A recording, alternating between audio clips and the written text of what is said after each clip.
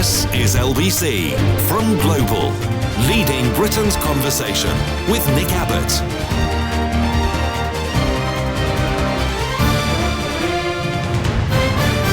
Good evening, this is Nick Abbot on LBC, just past 10 o'clock. Today, Ukraine's President Volodymyr Zelensky told a news conference that 1,300 Ukrainian troops have died in the conflict so far. He also said that around 500 to 600 Russian troops surrendered to Ukrainian forces on Friday. With over 1,000 lives already lost, how can we prevent further bloodshed? If you want to express an opinion, then the number is 0345 6060 973. I'll take your calls in a moment. First, let's speak to Major General Chip Chapman. He is the former head of counter-terrorism at the Ministry of Defence and former senior British military advisor to US Central Command. Major General, good evening. Good evening, Nick. There's been a couple of things from Russia. Russia has accused the West of waging unprecedented economic warfare on them. They've also made threats to the West that any military shipments to Ukraine, of which there are a lot, will be seen as legitimate targets. That's prompted fears that we could just get dragged in. Is this bravado on their part? Is it saber-rattling, or are they serious, do you think? I think you have to put this into Putin's maximalist approach, Nick. So everything he said is concede to my demands or else, the security concerns before he invaded, demilitarize or else, don't join Nato to Finland and Sweden or else, don't establish a no-fly zone or else. And so this is another or else. Now, of course, he might attack convoys once they're in the Ukraine area. I don't think in the slightest he would attack convoys which have landed stuff in Poland or any of the other bordering countries. So I think that is bravado. Well, let me ask you about that. You seem quite confident that he isn't going to attack in Poland, presumably because of the NATO Article 5. From what he has seen, Vladimir Putin has seen of our reaction so far, would he be absolutely sure that we would actually honour that article and step in and start World War III? Biden has absolutely said that he won't intervene physically in the territorial space of Ukraine, but he would absolutely make sure that the Article 5 guarantee is there and all NATO territory would be defended. So you have to, I think, separate those two things. And I think we also have to be careful that we don't fall into the something must be done school of strategy, as it almost always leads to something dumb being done. So I would say strategically never interrupt your enemy when he is making a mistake. And at the moment, Putin is making a mistake, and I think he will strategically lose this war. Now, of course, there's a long way to go because tactical engagements are sequenced to achieve operational objectives in support of strategic aims. And if we allow him to compromise and establish a ceasefire, then he's already on the way to winning, because if Russia stops fighting, there'll be no more war. But if Ukraine stops fighting, there'll be no more Ukraine. And there is a danger of a premature ceasefire because we're largely concentrated on Kyiv and the action going around there, which I don't think he will take unless he does a sort of chemical shock and awe, which he might well do in terms of a realist approach to achieving his strategic objectives. But the more worrying one is where they've been slightly more successful down in the southern grouping of armies around the Donbass and Korea, because effectively if they cut off from Korea to the east and the west and the seaports, it's difficult to see, particularly if you have a ceasefire, how Ukraine would ever get that back.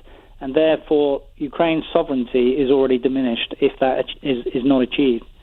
Let's talk about the Russian army just for a moment, if we can. Is this the best they've got? Because by many accounts, they're not doing very well. They are somewhat inept.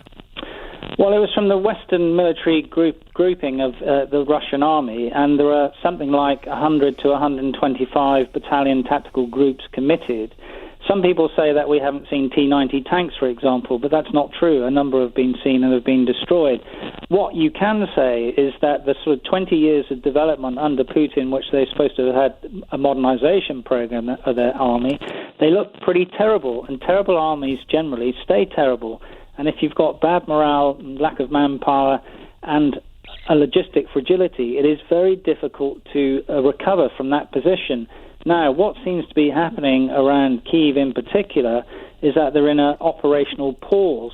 If you were the Ukrainians, you want to try and turn that operational pause into what we would call an operational culmination, where you attack the logistic tail of the Russians so that they can sort of wither on the vine and die, because an unsustainable army doesn't last very long.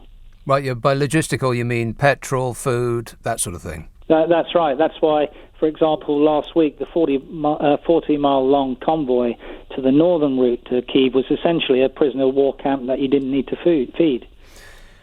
But again, is this... I mean, I know it's the same question, but is this actually the best that he's got? Because the idea that you get seeing these Russian troops is that he's just put teenagers in uniforms and sent them with some clapped-out equipment to just bomb the hell out of a place.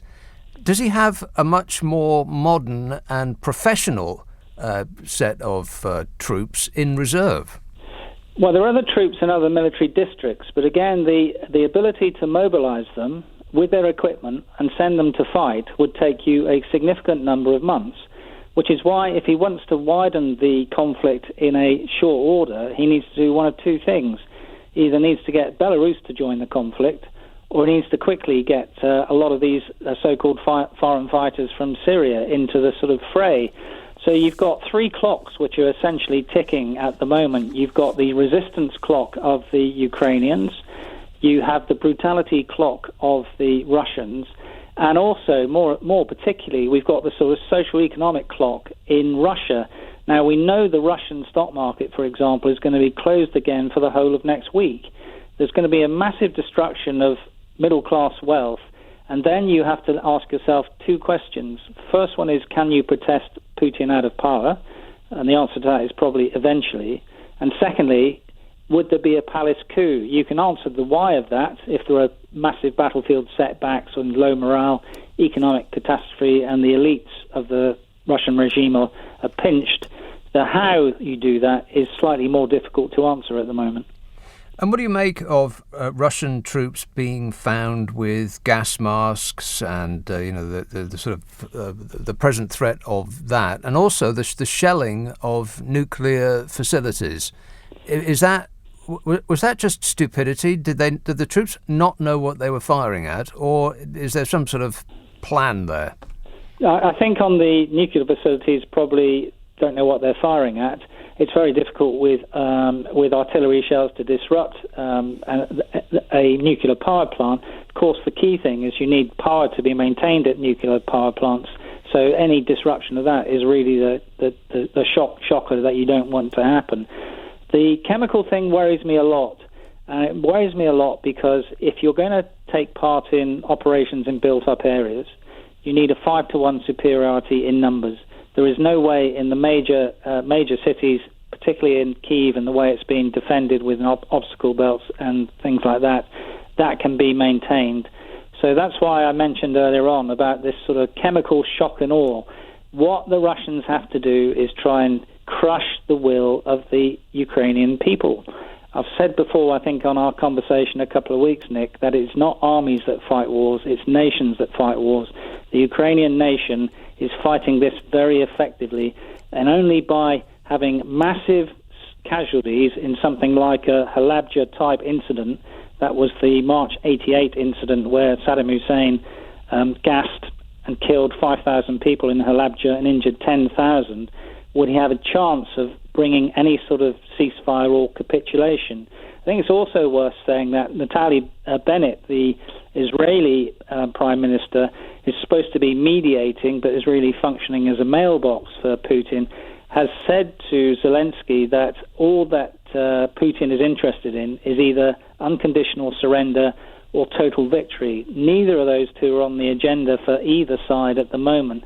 And that's why we have this real difficulty about why fighting doesn't stop. Neither side is in a position where it has a sufficient victory to justify the cost or sacrifice which has already been incurred. And therefore, the fighting is going to go on for some time yet.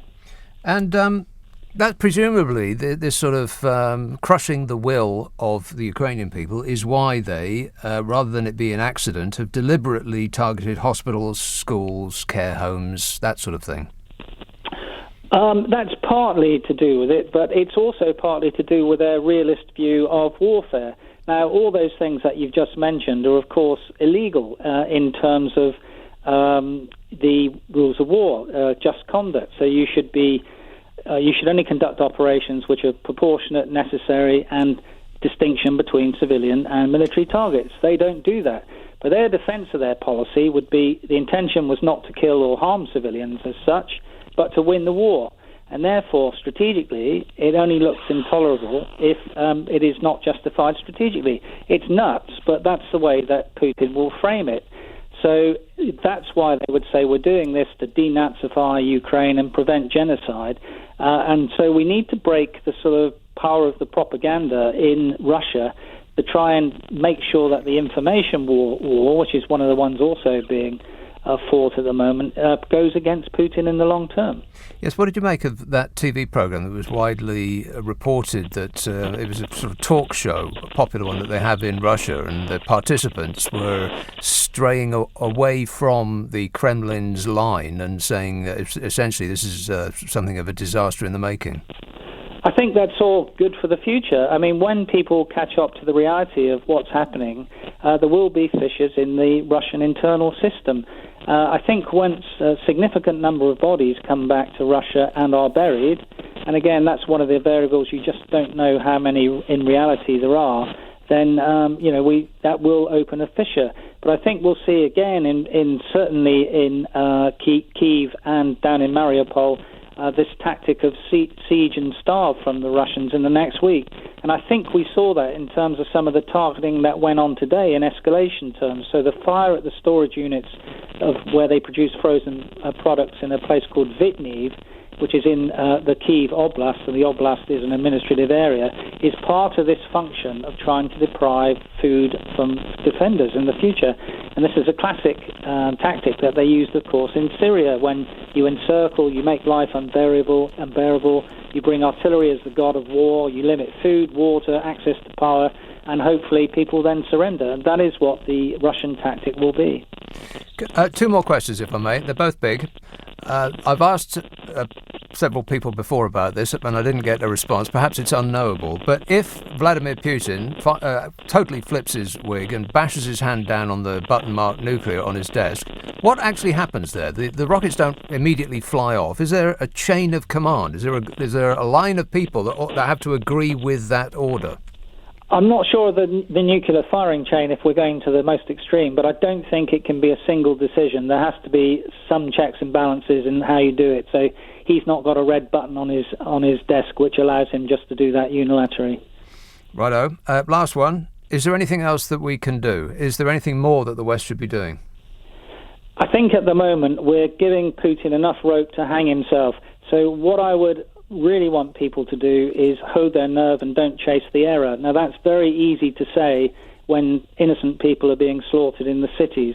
But if we attempt to intervene, then the narrative will switch and Putin can say what he said from the beginning, which was not true, that look at these bad boys from Nato interfering. That would bring his popularity up at a time when in the next week or 2 weeks it will be going significantly down. Very interesting. Thank you so much, Major General. Major General Chip Chapman, former head of counter-terrorism at the Ministry of Defence, former senior British military advisor to the US Central Command. So what are your thoughts about what you've just heard and the stories that have been coming out of Ukraine today? 0345 6060 973. Nick Abbot, LBC. Nick Abbot on LBC. 0345 6060 973. You can text 84850, email nicka@lbc.co.uk. If you're on Twitter, it's @LBC. We do seem a little impotent, really, in the West, don't we? It's just extraordinary that over an imaginary line on the ground, we can do nothing about what's happening other than hand the Ukrainians some weapons with which to defend themselves. Cindy texts, is there a reason why our military can't protect humanitarian corridors? Putin knows we're giving weapons to Ukraine, but he hasn't retaliated. Why, says Cindy. Well, they have made threats. Russia's made threats to the West that any military shipments to Ukraine will be seen as legitimate targets. So they've threatened to presumably blow up those the military shipments, but not necessarily so far to attack us for having sent them. Hull. Hello, Charles. Oh, hi, Nick. Thanks for letting me on your show. I'm wearing my very, very serious hat. Putin goes through stages, and his next stage, he's used cluster bombs that kill people within, say, 100 metres or so, etc. Now, his next stage will be chemical and bacteriological weapons. Bear with me. Now, the thing is now the West can actually jump in this week and say, if any of those weapons are used in the future, we will do a no-fly zone for sure. Right. Yeah. Well, upping the ante. He's already set the stage for blaming the West for any chemical leak by saying that the West is manufacturing has a chemical weapons manufacturing facility in Ukraine. So it would be it was an accident. We blew a hole in the side of this building where you were weaponizing viruses and so on. Anyway, so it's got nothing to do with us, Governor. Mm-hmm. On the other hand, it does allow a no-fly zone against Belarus and Russian planes, because Putin actually makes the first move regarding chemical and bacteriological weapons against the populace. And believe me, there is not a surgeon alive which will be able to help you when you've been you're on the way to dying with both of those weapons. Okay, you're right. You were wearing your serious hat. Thank you, Charles. 0345 6060 973.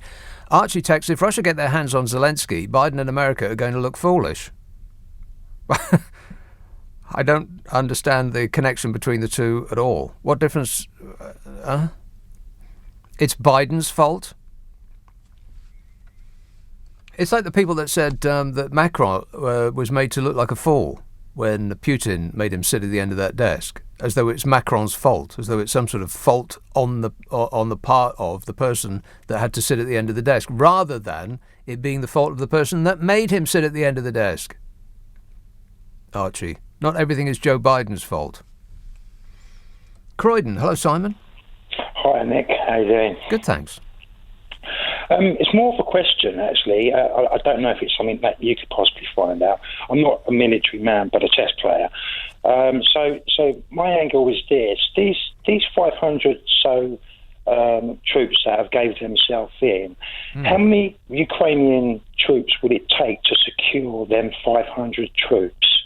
My thinking is that maybe they're just. There's been talk that there's been guys that have been sent in that are not necessarily fully trained soldiers. Would they be used to distract some of the troops off the main battlefield, so that there's not so many troops on the street fighting the main army? You sort of lost me a bit there. So you're saying that the 500 Russians who gave themselves up, they could be used. Are you saying they're used as human shields? Not as shields, but they're used so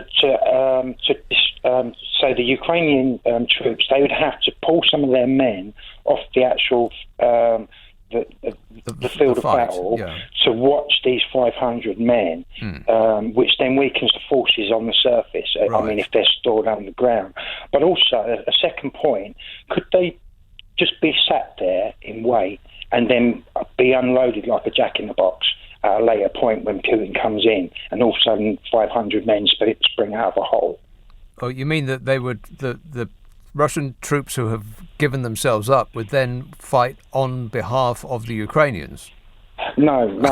I'll take full responsibility for not understanding. Go on, one more time.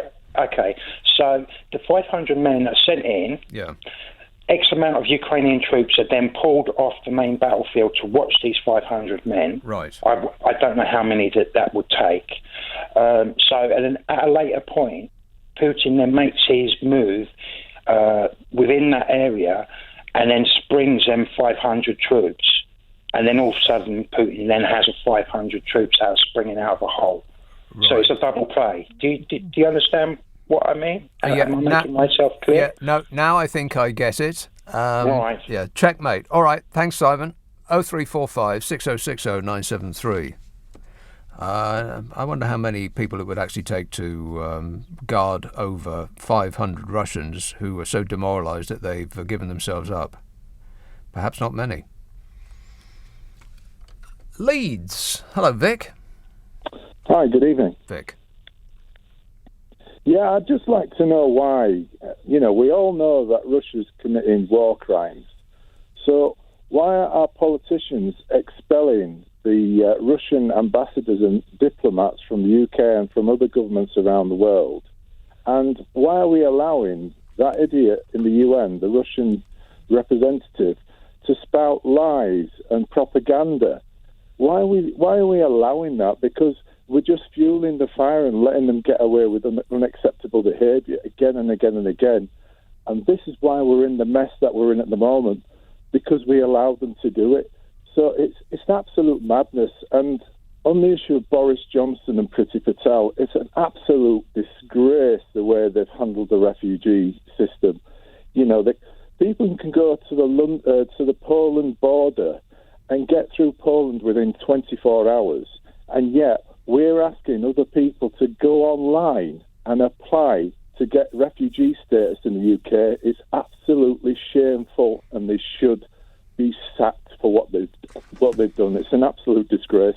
I am ashamed to be British. Well, I suspect that the Conservative Party is doing that. This government is doing that because that's what they thought that their fans would want. That's why they are in power, because of their visible enmity towards foreigners. That's their unique selling point. So I think that they were probably somewhat surprised that even their fans started yelling at them that they weren't doing a good job. They weren't doing enough. I think that probably took them quite by surprise. And so they're playing catch up to even the people that support them. Yeah, it's an absolute disgrace, and the British public don't want that. They want to support the Ukrainian people because they are a fantastic nation of people to do what they've done so far. And not to allow them in the UK is an absolute slap in the face, and it brings shame on the British people because of our politicians. And our politicians should be ashamed of themselves, and they should resign. It's just mistake after mistake after mistake. Well, I've read that, and I've heard people say that it's a mistake, but I contend it's not a mistake. It's actually the plan. It's just that the plan used to work for them, but now, under the present circumstances, it's not so popular anymore. So they're having to rethink their plan. It's not. I don't believe it's a mistake. I think it's part of a piece of, and I'll use this phrase again, this performative cruelty to foreigners, which has done them no end of good up to now, as far as the popularity is concerned. It's given them a stonking majority, but times have changed, and even the people that voted for them aren't in that frame of mind anymore. Thanks for that, Vic. 0345 6060 973. As for diplomats, I'm not sure how many are still here, Russian diplomats, because we have over the years expelled them for this and that, the Skripal poisoning and so on.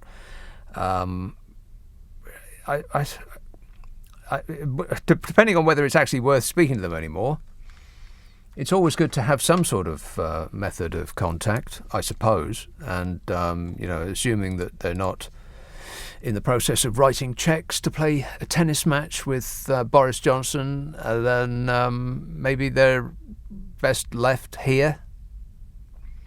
I don't know what the answer to that is. B texts, the solution is simple, Nick. West to promise no NATO membership for Ukraine for another 30 years, then Putin doesn't feel threatened and this is over. Why is this not an option? Well, that's only one of Putin's ever increasing demands. And I wonder if actually we acquiesced to all of his demands, it would make the slightest bit of difference. I don't know, but I wouldn't be surprised if it did not. 0345 6060 973. Just breaking in the last few minutes. This is in relation to this refugee story. The government is expected to give Brits a payment of £350 per month as a thank you for opening up their homes to Ukrainian refugees. We're going to be talking more about that issue later on. Your calls continue in a moment on 0345 6060 973. If you were listening last night, you might remember I received a phone call from a man volunteering on the Polish and Ukrainian border. We're going to catch up with Mark in just a moment. That's after the LBC News headlines with Serena. This is LBC with Nick Abbott.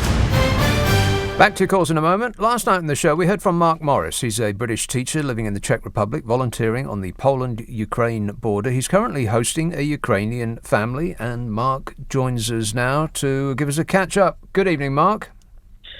Good evening, Nick, and good evening to all your listeners from the Czech Republic. Well, thanks for joining us again. So what was your experience since we've last spoke? Well, actually, my experience is that the Ukrainian mother and 17-year-old daughter actually left our home today. The mother secured some work up in the north of Czech Republic. So actually, I accompanied them by train across the Czech Republic to make sure that they got to the town that is now going to be hosting them. That was very quick, inside of a day. Well, actually, no. They came. I was up at the border last Sunday, and that's when I say picked them up, but that's when I got talking to them and brought them back to my house, my family house here in the Czech Republic. So they've been with us for 5-6 days. But the woman was able to the mother was able to secure some work up in the north of Czech Republic, and today she's gone up to that town with her daughter, and Monday she will start work. So actually, this evening I've been packing the car again, and I'm preparing to leave again tomorrow morning at 6:30 to head back up to the Polish-Ukraine border. And Poland has, as of a couple of days ago, they'd taken in almost 1.5 million refugees. What's the situation in Poland then? Where are they going? There's a lot of the Ukrainians want to stay, as close as possible to Ukraine. Poland and Ukraine are kind of culturally attached in many ways, and they, a lot of Ukrainians believe that they will be going back to their country, so they don't want to travel so far away. And of course, after a long trip, some of them are traveling for hours, if not, 2 or 3 days to get to the border. There's a lot of help in Poland, in terms of people wanting to accommodate them. So this is why a lot of people have made a shorter journey into Poland to be accommodated. Czech Republic has received about 200,000, but that's actually going up, by the day. So there's more and more government sponsored incentives to house refugees, and actually they're appearing in the villages and towns around me as well right now. So they come in. It seems an extraordinarily large amount of people to come in and be housed with individual families. Are there not sort of tent cities going up? No, not that I've noticed. No, there's a huge amount of support. For example, at Medyka, the Medyka border crossing in Poland, when I was there was a huge amount of support there in terms of individual charities operating there with minibuses, private individuals coming, offering transportation and accommodation to various destinations in Europe, Germany, Poland, Baltic countries, Czech Republic. Of course, there are other crossings which people use, for example, to go to Slovakia and Romania. But definitely there are no tent cities. There is a huge amount of accommodation being offered either privately or through government-sponsored, incentives. Right, that was going to be my question, whether the Polish government itself is doing a lot of this work, or whether it is actually coming down mostly on the shoulders of charities. I think it's a combination. I mean, the government is really, I live in the Czech Republic, so I don't know exactly the situation in Poland, but I do keep my ear to the ground in terms of what's happening there. But there's a big charity operating there, Caritas Polska, and they are doing a lot of work at the border. I think they're connected to a lot of the big charities, and I think that they've requisitioned many buildings to house quite a large volume of people. If you go to the train stations, I heard in Krakow train station there are people standing there with placards offering accommodation locally in Krakow. When I was at the border last week, there were a lot of people walking around with placards as well, saying we offer transportation, to Munich, Berlin, various destinations, Warsaw, and some of those people know people who will host the refugees as well. So if I take myself, for example, it's not just my house that I'm opening up to refugees, but I've got actually quite a list of people that have said to me, been motivated and inspired by what I'm doing, but have said to me directly that they've made space available in their house, and should I have a need, then if I run out of space myself, then they're waiting to offer accommodation as well. So, just on a personal level, what was it like taking in strangers?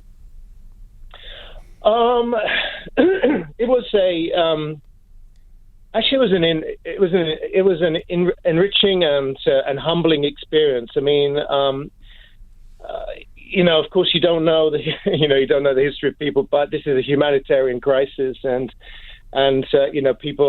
these people are desperate. I mean, they're literally, the woman that came to my house, 50 years old, with her 17-year-old daughter.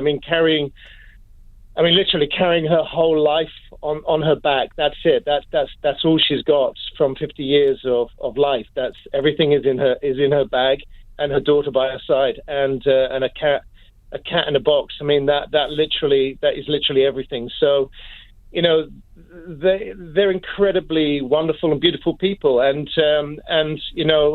they are so, I don't know, they're just so grateful and pleased to be able to find accommodation like this, and to see such a huge response and welcome from people all across Europe.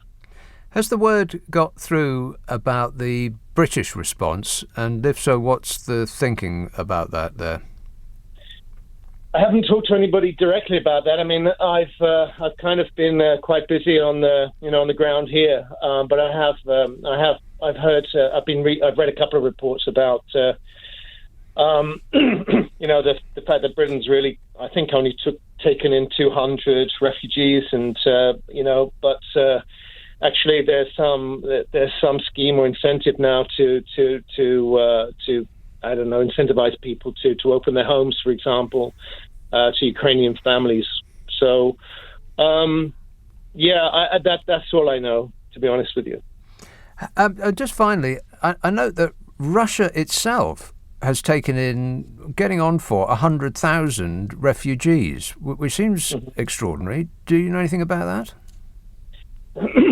Well, I can only guess that, for example, if you take Kharkiv, I mean, I've never been to Kharkiv. I've been to Lvov in Ukraine, but not to Kharkiv. But the family that I was hosting recently that left today, they're from Kharkiv, and they said that there's a huge Russian-speaking community there.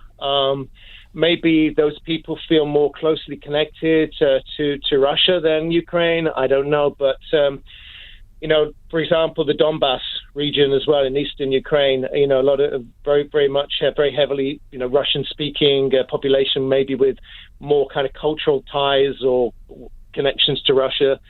So it doesn't surprise me that there are people that do want to head northwards or eastwards into Russia from Ukraine. Right. Good to talk to you, Mark, and I wish you all the best. Thanks so much for calling back. May I just make one more comment? Please do. Yeah, about this £350 incentive, I think it is, that the government's offering. Is that correct? It is. Yeah. Okay.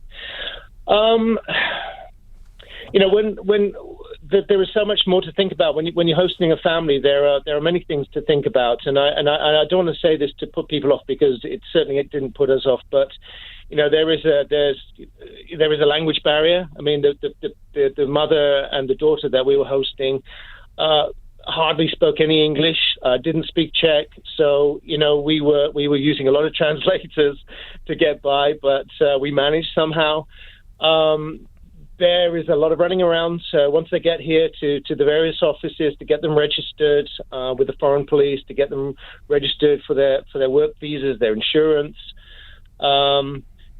There's also emotional support as well. So I mean, maybe be prepared for that, because they're coming from really, really, a bad situation, and my family, the family that was here, they traveled 22 hours by train, 3 hours by bus. They spent 6 hours on the border, had to walk 11 kilometers in the middle of the night to cross the border, another 3 hours to get to the town. Maybe an hour to get to the town where I met them. They'd been there for 2 days, and then they travel 6 hours by car to my house, and today 5 hours by train to get to their final destination. So, there's this kind of emotional support as well that people need to be aware of, and it's very kind of the first few days. You have to be very, very sensitive to their feelings, but 2-3 days, then it makes a huge difference. Good to talk to you, Mark. Thanks for that, Mark Morris, British teacher living in the Czech Republic, volunteering on the Poland-Ukraine border. He's, as you just heard, he was hosting a Ukrainian family. Good to talk to him again. Your calls, please, 0345 6060 973. You can text 84850. Email nick@lbc.co.uk. If you're on Twitter, it's @LBC. This is LBC with Nick Abbott. 0345 6060 973. Bob tweets, I agree with you that Priti Patel has played the refugee game in a way that she thought she was told to deal with the dinghies. Yeah, they're playing catch-up, I think. They were expecting their attitude to foreigners to be the same regardless of the circumstance, and it'd be as popular with their voters. But I think they've been somewhat surprised, caught out. Matthew texts, is a £350 incentive also available to people offering accommodation to refugees from Afghanistan? Yeah, we do forget there are other disasters on earth going on simultaneously. Tens of thousands of Afghani citizens have fled. 5 million children there face starving to death. And then in Yemen, around 21 million people are in need of humanitarian assistance, including more than 11 million children. So Ukraine is not the only disaster on earth at the moment, but it's the only one that we're really concentrating on. You may draw your own conclusions as to why. Cardiff. Hello, David. Hello, Nick. Just wanted to point out that I've been helping out packing some stuff that's been sent over to refugees in Poland and those bordering countries. Yeah. Because of Brexit, everything has to be taken out of its box and itemised in precise detail and repackaged. And this is all to do with UK customs bureaucracy. So, for example, somebody gave a box which was nicely packaged and labelled as children's clothes, but that's not good enough. So you have to open it up and say there's 5 baby grows, 3 pairs of children's pyjamas, 5 pairs of children's shoes, 6 pairs of children's socks, that kind of stuff. And it's just completely time wasting. It's holding everything up, and it is purely for the purposes of customs as a result of Brexit. It's bureaucracy standing in the way of these people getting the stuff that they need. It's another Brexit bonus, and is the opposite of what we were told, what we were promised that Brexit would be all about. A bonfire of red tape, they promised us, and instead we got an extra mountain of it. Well, exactly, yeah. I mean, it's like they're saving up the red tape to have a great big bonfire, but they'll keep doing the bonfire every year because they're keeping creating more and more red tape. And this is getting in the way of desperate people, you know, who are, okay, maybe they're not starving to death, but they are desperate for these things. All right, thanks for that, David. 0345 6060 973. Richmond, Vicky. Oh, hi, Nick. Vicky. Hi. Well, you'll probably shout at me now and so many other people. But in my opinion, I think that to have killed so many people, I don't think Ukraine has won anyway. And I think they should have really and truly surrendered right at the beginning and let Russia take over and then negotiate it after. Let them win and then negotiate? Well, I mean, at least they still have a country. They haven't got a country now, have they?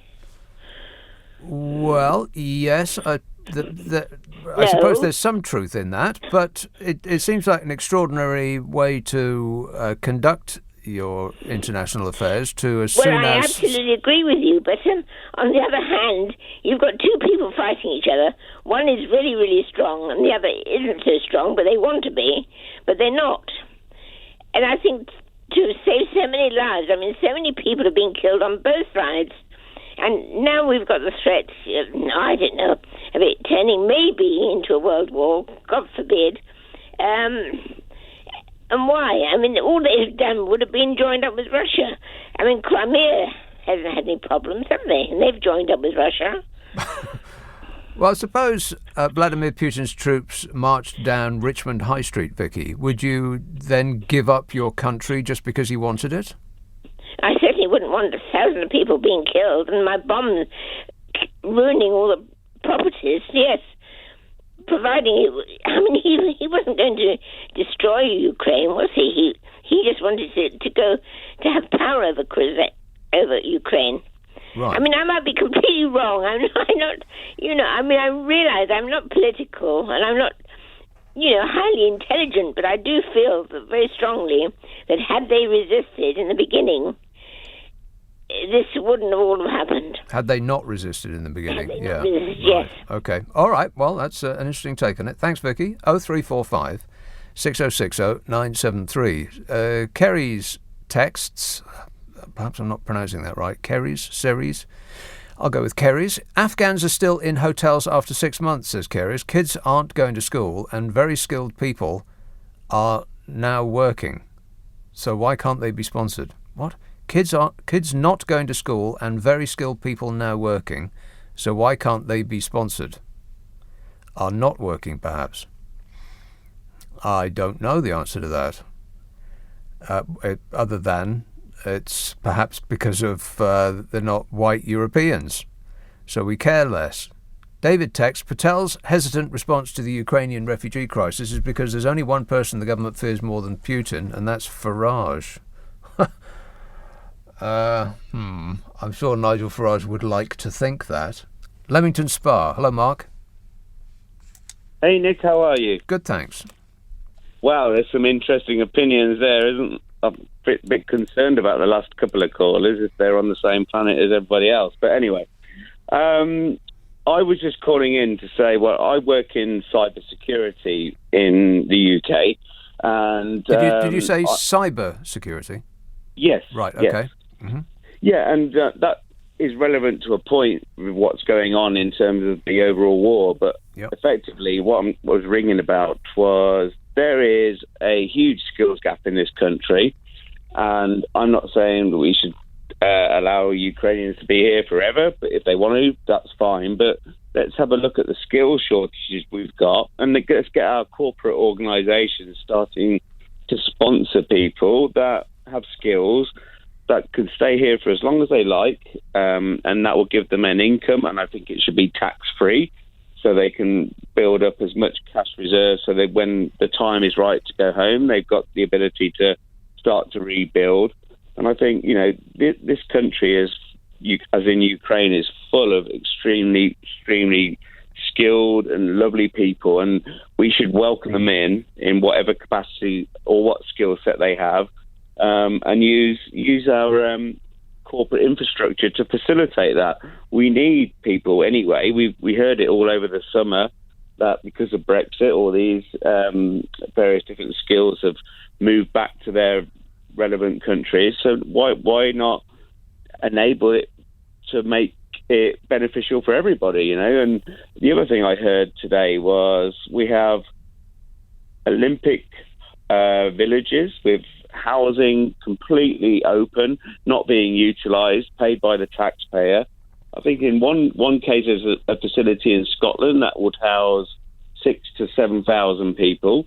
There's the Olympic Village in London, obviously, again not being utilised. I'm not sure that's right. The Olympic Village in London, they turned it into gorgeous, stunning executive flatlets. Oh, I bet, and I wonder who has been the financiers of that. But that's another story. It certainly is. Yeah. Yeah, but we have the ability to infrastructure to facilitate these people that are in desperate need, and we should step up and stop messing about and give them the opportunity to stay for as long or as little as they like. And while they're here, let's embrace their skills, is what I'm really trying to say. Right. Okay. Thanks for that, Mark. I suppose the government is reluctant because it sold us Brexit, or it sold its fans the idea of Brexit as being fewer foreigners. Now, if they allow an enormous number of foreigners in, then the benefit of Brexit will be zero, because all of that stuff that they promised us about cheaper clothes, you remember SME talked about cheaper clothes and cheaper food and cheaper shoes, and all of that was a total lie. And £350 million a week for the NHS was a lie, and less red tape was a lie, and more trade and freer trade and global Britain, and all of that was a lie. So the only thing that they can possibly point to now as the benefit of Brexit is this performative cruelty to foreigners thing. And if they haven't got that anymore, then they've got nothing. I suspect that is part of the reason for their lack of response. That, and I'm sure that there's a large stripe of ineptitude going all the way through it. Unless I'm getting that wrong, in which case you must correct me. Coming up after the news, I will continue taking your calls on this Ukrainian conflict. We'll also talk about how the conflict is affecting the cost of living. And we'll talk about that crisis with finance expert Jasmine Birtles. That's coming up. Give me a ring, 0345 6060 973, Nick Abbott, LBC. This is LBC from Global, leading Britain's conversation with Nick Abbott.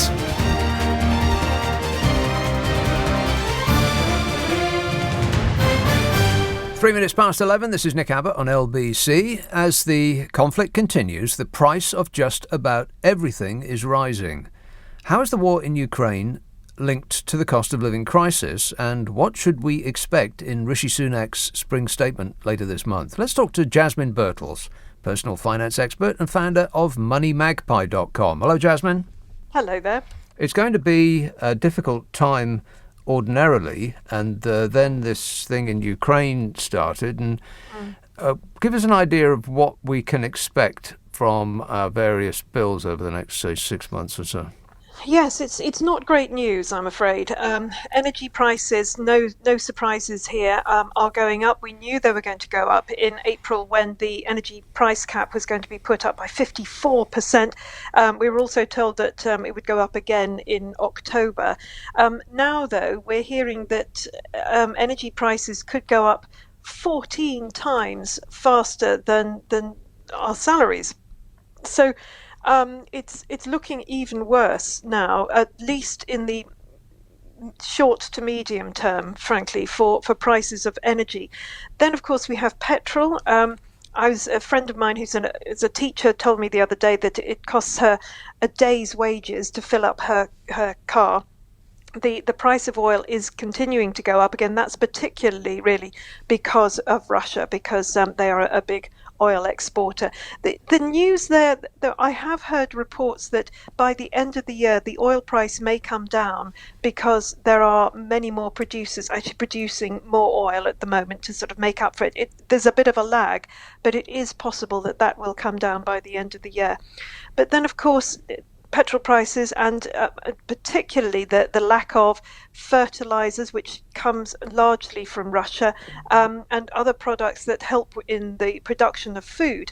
That means that the cost of food is going to continue to rise as well. Yes, and even though we don't, in this country, get much of our fuel directly from Russia, that's not really going to insulate us, is it? Because fuel is bought and sold on a sort of global price. So if it goes up in the rest of the world, then it's going to go up for us as well. Yes, absolutely. We just get 5% of our fuel, whereas Europe gets 40% of its energy from Russia. But as you say, we go abroad. We go, first to Europe for our gas, and this is why I think we're getting really loud calls now to bring back fracking. To actually actually seriously look at fracking, remove the moratorium on fracking, so that we in this country can start to produce more of our own gas. I'm surprised actually we haven't heard louder calls for more production in the North Sea. As you know, the Scottish government tried to put the dampers on that for the green agenda. But again, people are saying, and when I say people, I'm talking about MPs and media types particularly, are saying we need to produce more of our own oil. Well, people are saying that, but it's curious why they're saying it, because I mean, apart from the fact that we, along with all of these other crises, there is the biggest crisis of all, potentially, which is climate change. If we don't do something about that, and then the worst effects of that are visited upon us, then it's going to make the war in Ukraine look like small beer indeed. If we have to abandon every town and city that is near water, which is every town and city in the world.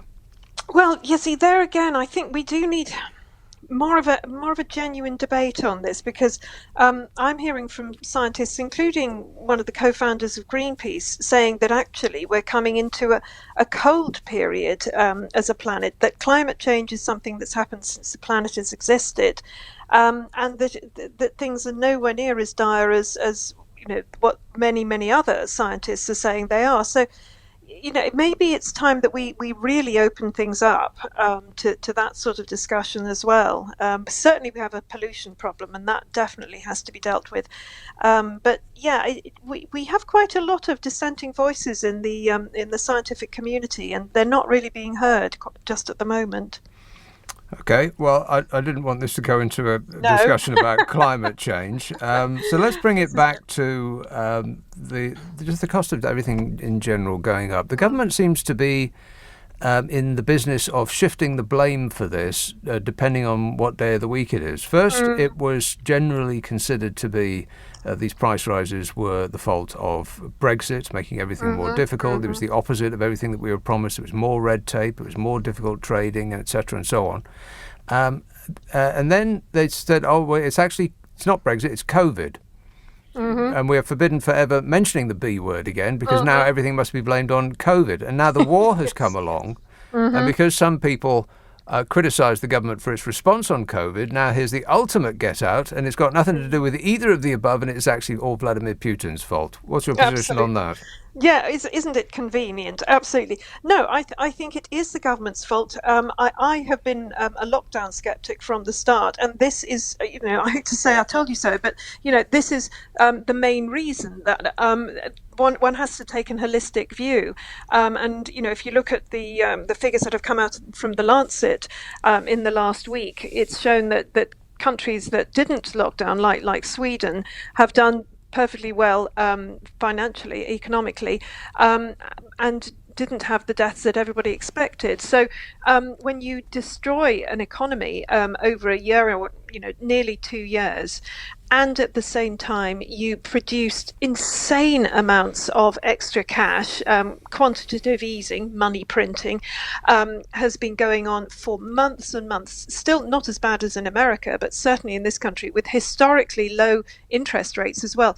You put an enormous amount of money into the economy, and that money has to go somewhere. So, forget Russia, Ukraine.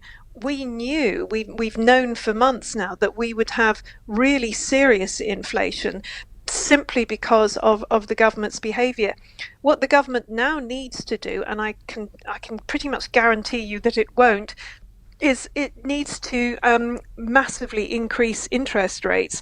Back in the 70s, when we had horrendous inflation, and frankly the inflation figures that we have at the moment are a work of fiction, I think. I mean, the CPI, the Consumer Price Index, says it's about 5.4%. Well, absolutely not. Even the RPI puts it at 7 or 8%. I think it's more like 15% inflation at the moment. And the way to deal with inflation historically is to put interest rates up. And as I say, back in the 70s, when we had double-digit inflation, we had to have, over the years, we had to have ridiculously high interest rates to bring it down. It was painful, and it meant that people lost a lot. But historically, that's the way to deal with it, and that may be, at some point, what we have, if we have any politicians that have the balls to do it. Well, it's unlikely the Conservative Party would do it because it would directly affect those with mortgages, Exactly. homeowners, who they would be in expectation of voting Conservative. And if they if their finances become difficult, then it's unlikely that they'll do that. So that's a non-starter. What about this idea of windfall taxes? It's almost as though it's not a good idea for a country to sell off its most basic necessities, fuel and water. Yes, well, you would think, wouldn't you? It reminds me of Gordon Brown selling our gold as well. Yes, I agree. It does really rather seem that that's not a terribly good idea, isn't it? And again, we're brought back to the question of energy. And to be fair to this government, it's earlier governments that have failed to address the energy crisis early enough. Really, in my view, we need more nuclear plants. Those take years to create. I mean, probably 8 to 10 years to actually build a proper nuclear plant. So really, we should have been having this discussion 10 years ago. And that plus fracking need to be put on the table. But again, both of them are politically tricky. People don't like the idea of nuclear. But the alternative, wind, solar, etc., only 20% of our energy needs at this moment can be met by all of that put together. So in order to cope with our huge demand for energy, as far as I can see, the only credible response would be to have more nuclear power stations. But as I say, it takes a while to grow those. Yeah, it certainly does. I mean, a quicker thing would be to put up more windmills and solar farms. But the Conservative government, again, have put in this bizarre clause, which was on the insistence of their backbenchers, that one complaint can kill a wind farm. It's. I think the problem with energy really is whatever you do, somebody's going to complain. There will be people who don't want wind farms in their back garden. There'll be those who don't want a nuclear power plant down the lane. It is, to be fair, it is a difficult one, but we need MPs with the bravery, the courage to push it forward. Otherwise, we have this sort of situation where. I have a neighbour who's a single parent. She said she works part-time and gets universal credit. She said that her monthly energy bill is equivalent to 1 week's wages for her. So, and that's now. Now, on the subject of petrol, well, I mean, energy bills as well, but to a lesser extent. I mean, the government can reduce VAT. I mean, that was supposedly one of the benefits of leaving the European Union. We could charge what we like on VAT, and yet Spain and other countries in Europe are slashing the VAT on their fuel and restricting the price rises, and we just appear to be allowing the fuel companies to do whatever they want. Yes, absolutely. The VAT would be an easy one to remove. And on that subject, similarly, on a tax subject, in April we're supposed to have an increase in the national insurance. Now, that could and should, I think, be pushed back at least by a year. It's just too much for employees and employers, particularly small businesses that are already facing, many of them facing price rises in their energy costs and their petrol costs. So yes, I think the government could do that. Now we've got the March, we've got the statement, Rishi Sunak's spring statement, which should be just a little bit of a chat almost. Normally it is at this time of year, but this time he's going to have to really tell us the serious measures that the government's going to do. They're saying it's going to be sort of multi-billion-pound package to help us with our energy costs, and I'll be interested to see what that is. It should include removing the VAT, and I think also, and you won't like this, but I think it also should remove temporarily the 25% green tax as well. I mean, that would help families at least this year, maybe next year as well. This is not going to go away very fast, by the way. No, and one thing that they could do in a stroke of the pen is half the price of petrol and diesel at the pumps, because about half of it is tax that goes to the government. Absolutely, I agree, and that's something that's occurred to me in the last month or so. One doesn't think about it too much, if you can fill your petrol, sort of fairly reasonably. But again, another friend of mine who's a teacher said that it costs her a day's wages to fill up her car with petrol now in order to get to work. So I agree. I think now is the time to do that. Of course, over the last, as we say, over the last couple of years, the government has printed money like it was going out of fashion, got ourselves into yet more debt, hundreds of billions of pounds worth of debt. They want to claw back that cash, absolutely. And if I were in their position, I would want to do the same. But the problem is that right now, it does look like they're going to have to reduce taxes, not increase them. Quite. Now, you've mentioned the social care tax, the national insurance increase, which is going to cost somebody on an average salary about another £200 a year, which might not sound much, but if you're already struggling, it certainly is. Yeah. What's even worse is this sort of sneaky, sort of underhand tax rise that's not a tax rise. It's the personal tax-free allowance that's been frozen. And assuming tax rates stay the same, and inflation rises as per the government's forecasts, somebody on, say, 50,000 a year is going to be paying 5,000 odd extra pounds over the course of the next 5 years? Yes, they call it fiscal drag. And yes, as you say, it means that cleverly, without looking like you're increasing taxes, you actually are increasing income tax by not increasing the personal allowance at a time when salaries are going up. And, it's a good thing for us as workers that salaries are going up. But it does mean that you end up paying more tax. We are essentially paying all over. I mean, we've also had the council tax rises in the last, we had been told about that in the last few weeks. We've got increases in the price of Wi-Fi, broadband, mobile phones. Really, pretty much everything that we touch has gone up, and I think will continue to go up, because when you think of the price, we mentioned the price of petrol and energy. This affects businesses, and it particularly affects small businesses, high street, any businesses with premises.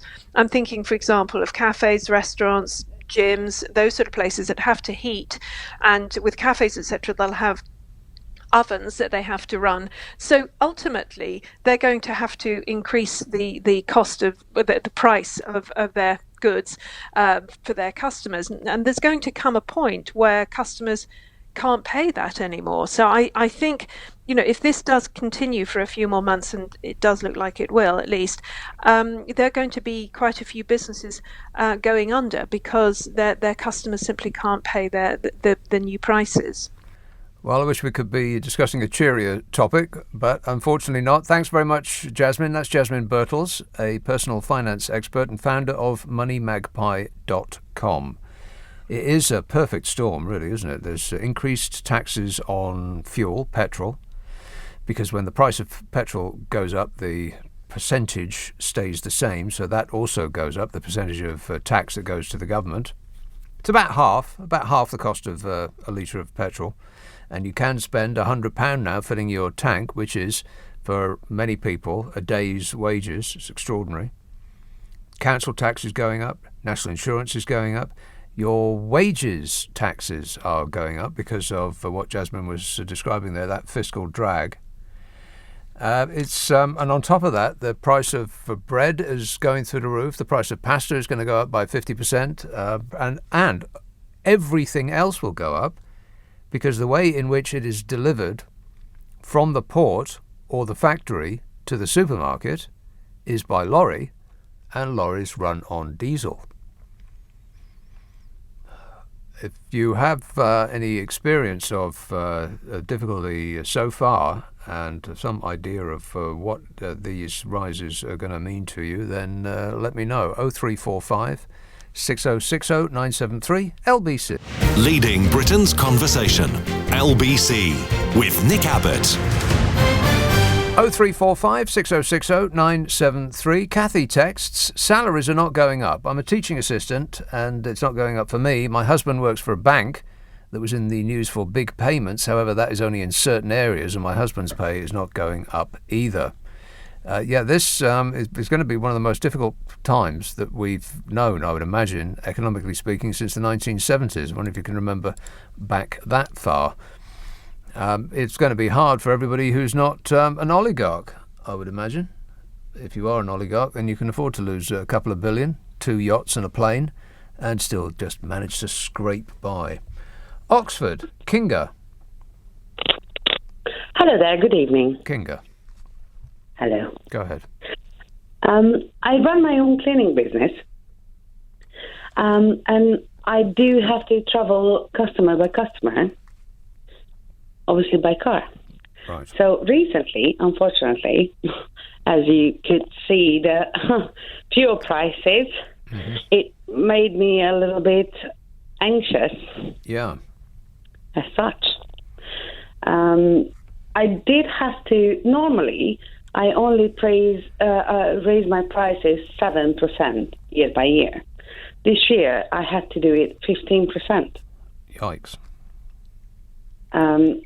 Which is, I'm really blessed because most of my customers, they said, yes, of course, we understand. This has to be done. 7%, though, ordinarily is quite high, particularly as recently the inflation has been down in the 4%. Normally, it has been 4%. I understand, okay. But I also do provide my own cleaning product, right? Which meaning I do provide all the cleaning products as such. So, nevertheless. So the prices of all of those are going to go up. The price of your petrol is going to go up. No doubt the price of insurance is going to go up. And so you're going to have to pass that on. Absolutely, which is sad. Because I do believe that the services we provide should be friendly as such. Well, are your customers understanding so far, or are some of them balking at this price rise? Do you know what? 90% of the customers, they didn't even blink an eye. Right. They were like, yes, we absolutely understand what's going on. We are happy with the price rise. Maybe you were undercharging them in the first place, Kinga. Do you know what? I might do. I might do. No, actually, I did a market research, and place where I work, the amount I charge, this is actually an acceptable price. That's about right. Right. Well, so I wish you all the best, and it's good that your customers are okay with it so far, and hopefully that will continue. Thanks, Kinga. 0345 6060 973. Joe texts, I've been stocking up with lots of food. If I had a garden, I'd be preparing to plant food crops. I'm going to store food in private storage as I'm expecting that we will reach a point where people will force their way into homes to steal other people's food.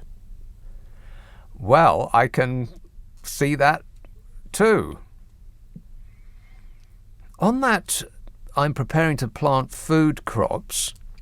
I do remember reading a story a couple of weeks ago of somebody who did that, and they got a letter from the council saying, oh, you're going to have to rip all of that food out because that's a change of use, and you need planning permission. I may have got that.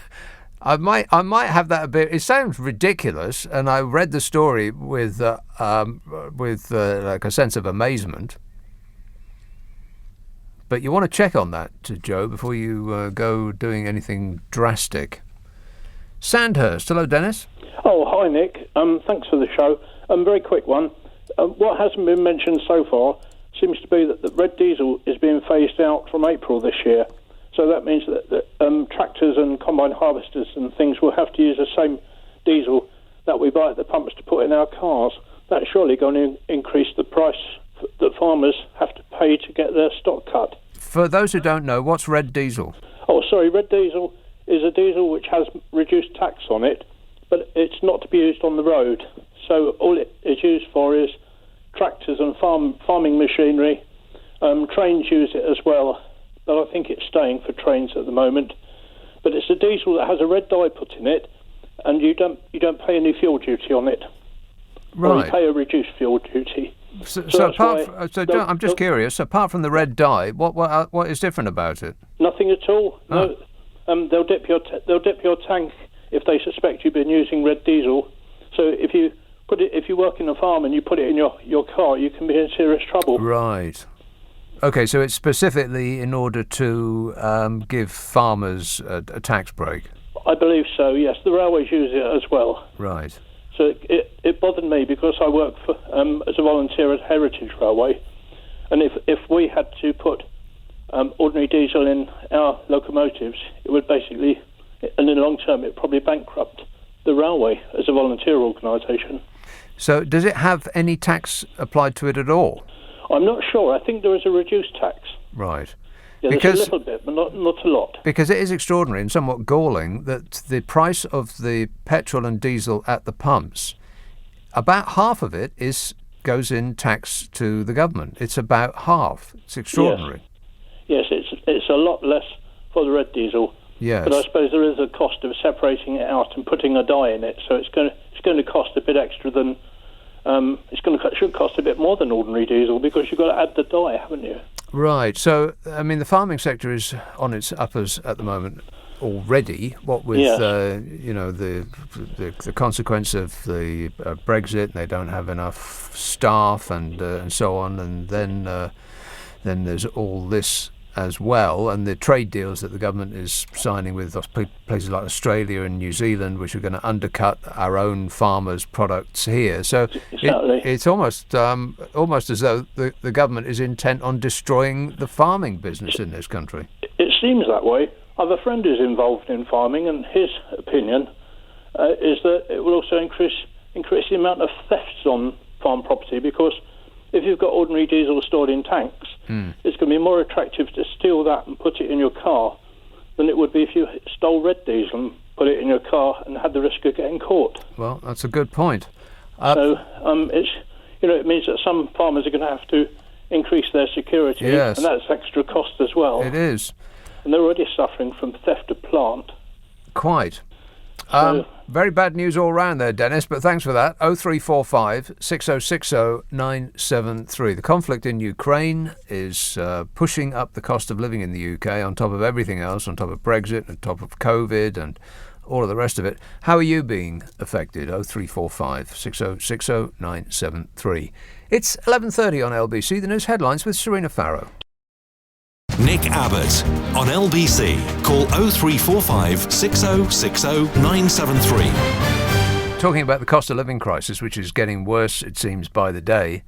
Sue tweets, we seem to forget that prior to January 2011, VAT was 17.5%. This is a tax which targets rich and poor equally and is popular with Conservatives for that very reason. It's about time it was reduced to at least 17.5% or ideally 15%. Well, that was one of the supposed reasons for leaving the European Union, that we could do with VAT what we liked. Of course, we could have, I think, above 5% have done with VAT what we liked when we were in the European Union. It was another one of those lies that was perpetuated to get us to vote out. And but I'm not sure that it targets the rich and poor equally. It might be the same percentage, but if you are well off, then a flat rate will impact you less severely. I mean, say your VAT was £1. If you start with £10, then you got £9. But if you start with £100, you got £99. Or even if it's 10%. So I'll do that again. Mental arithmetic on the air. If you start with 10 and the tax is 10%, then you got 9. You got 9 left. If you start with 100 and the tax is 10%, you got 90 left. So that 10% is less significant the more money you've got. I think that's why the Conservatives like it, because it impacts the poor the most and the rich the least. Stevenage. Hello, Kim. Hello, Nick. Kim. I can't come on your programme without saying how devastated I am about Ukraine. Yes. It's dreadful, and I'm heartbroken. However, I'm an old age pensioner in Stevenage and disabled, and I'm not sure if it's all over the country, but I live in sheltered accommodation with Stevenage Borough Council. Mm-hmm. And when I moved here, it was sheltered accommodation with a warden and a pool cord, which was called Careline, which is called Careline. Yeah. And that was 24/7. Right. And that was included in our rent. And over the past 3 years, the government have withdrawn funding of that. Have they?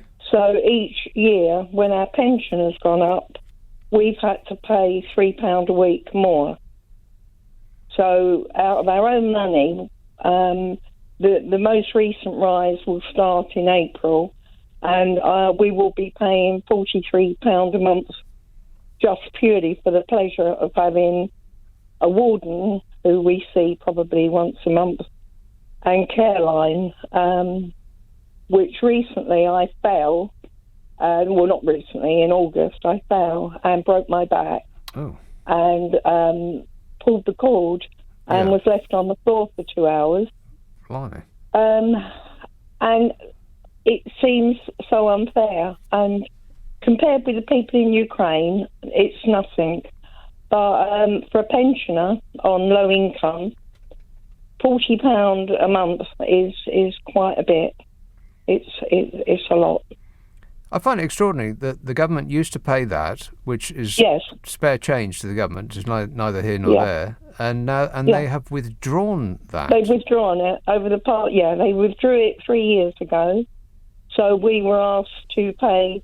It started at £2 a week 3 years ago. Then it went up to 4, up to 6, and now in April it goes to 10. So it'd be £43 per calendar month. And we have tried to sort of say, well, okay, we don't need it because some of us don't need it. Yeah. But we're not allowed to have it removed because we're in sheltered accommodation. Right. And that's, when you're living on a state pension, that's quite a chunk. Yep, absolutely. Well, so, that's pretty bad, Kim. Are you? Yeah. I didn't know if all councils are doing it, or right. I know whether it's just Stevenage Borough Council. But yes, But compared with Ukraine, it's a drop in the ocean. Yeah. Well, it is very serious, and I do wish you all the best, Kim. Thanks for that. 0345 6060 973. Jane texts, I'm in the 40% tax bracket in Glasgow and can't get a social housing spot for no love nor money. Why would you need one? I'll read on. Maybe she explains. I would happily pay my tax, national insurance and council tax if it meant putting a refugee family before me, because I can tuck my 2 boys in at night in their room without worrying about bombs or bullets, so the human need comes first. And that is not just Ukraine. It goes for all the humanitarian crises at the moment. I still believe the UK is a great country for people fleeing from war. I need to believe I need to believe it in spite of what the current regime wants to provide. We are a great people, just misguided at the moment. Right. I'm in a 40% tax bracket and can't get social housing. But why would you need social housing if you're earning enough to be in a 40% tax bracket, though, Jane? I'll never know. Medway. Hello, Colin. Hello there. How you doing? Good, thanks. Good. Very strange times we're living in at the moment. That's right. And my heart really does go out to everybody in Ukraine. But having said about Ukraine and the crisis that we're facing at the moment and trying to house people over here in the UK, I'm quite fortunate. I have a holiday static caravan on a well-known holiday site.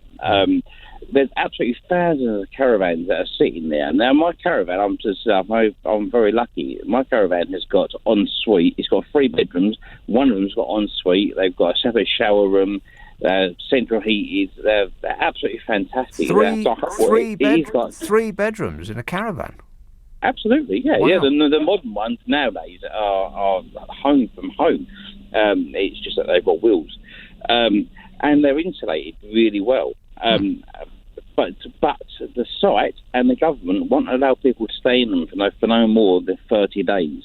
If the government will allow people just at the moment to stay in them as a more of a temporary measure, then we could cut this crisis. I mean, you look how many caravan sites there is around the UK. There's absolutely thousands of them. Yeah. And each one's got at least 100 caravans. On the with running water, with sewage, with electric, with gas, as I said, with heating. So we could cut this almost straight away.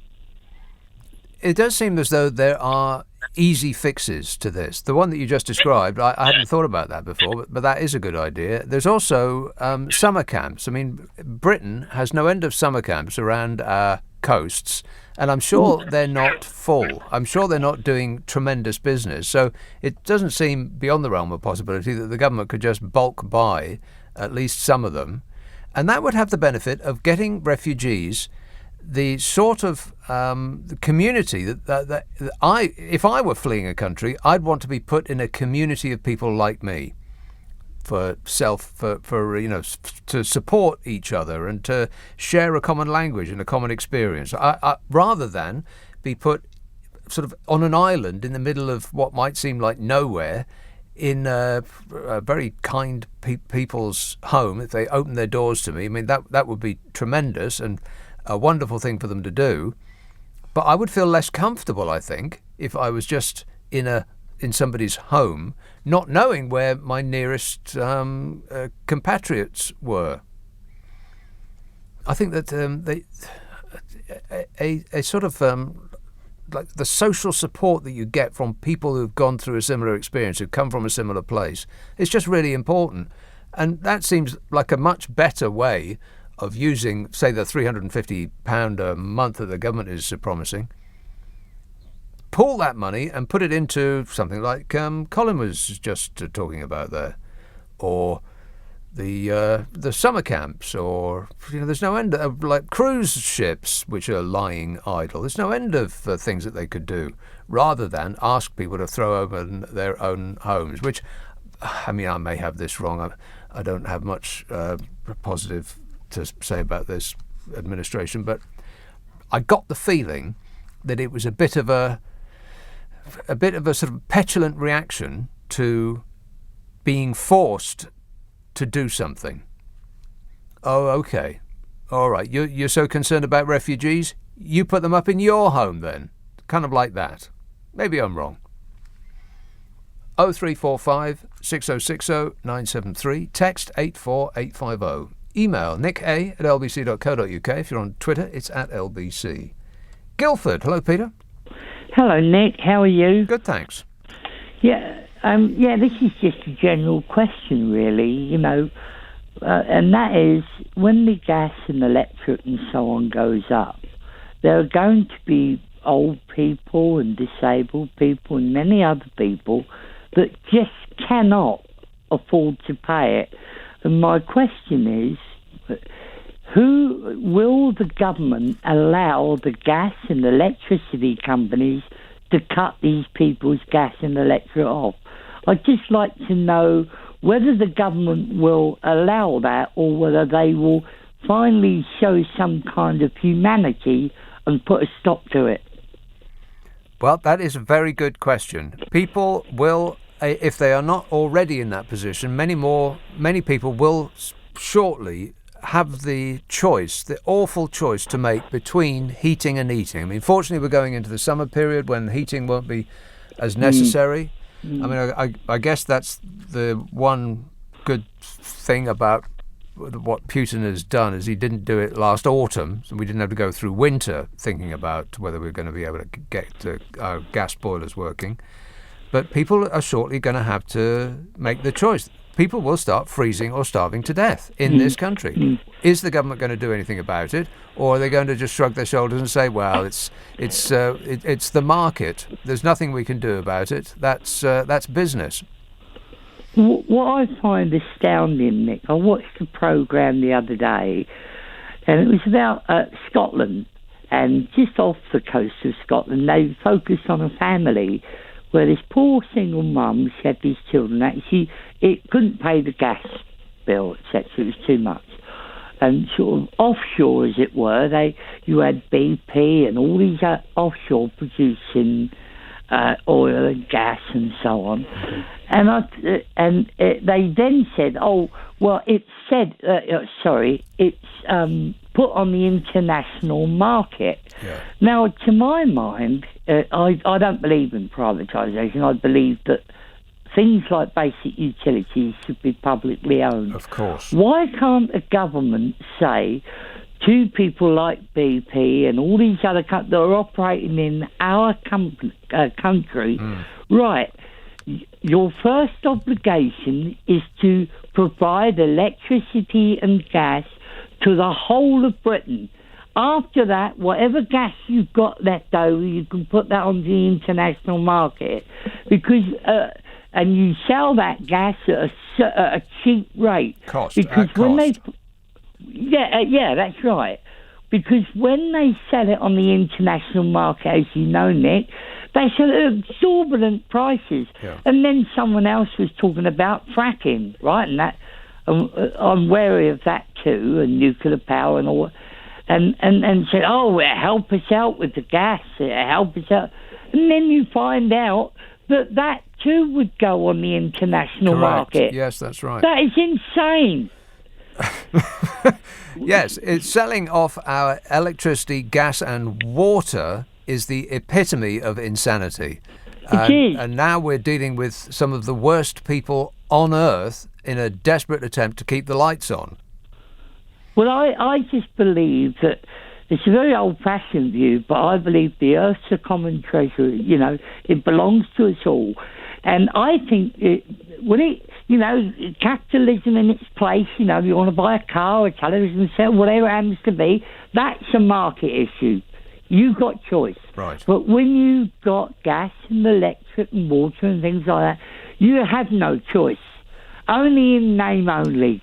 Correct. But you can say, "Oh, well, I get it from Obo or whatever their name is, and gas and British Gas and so on." But in reality, it's the same resource.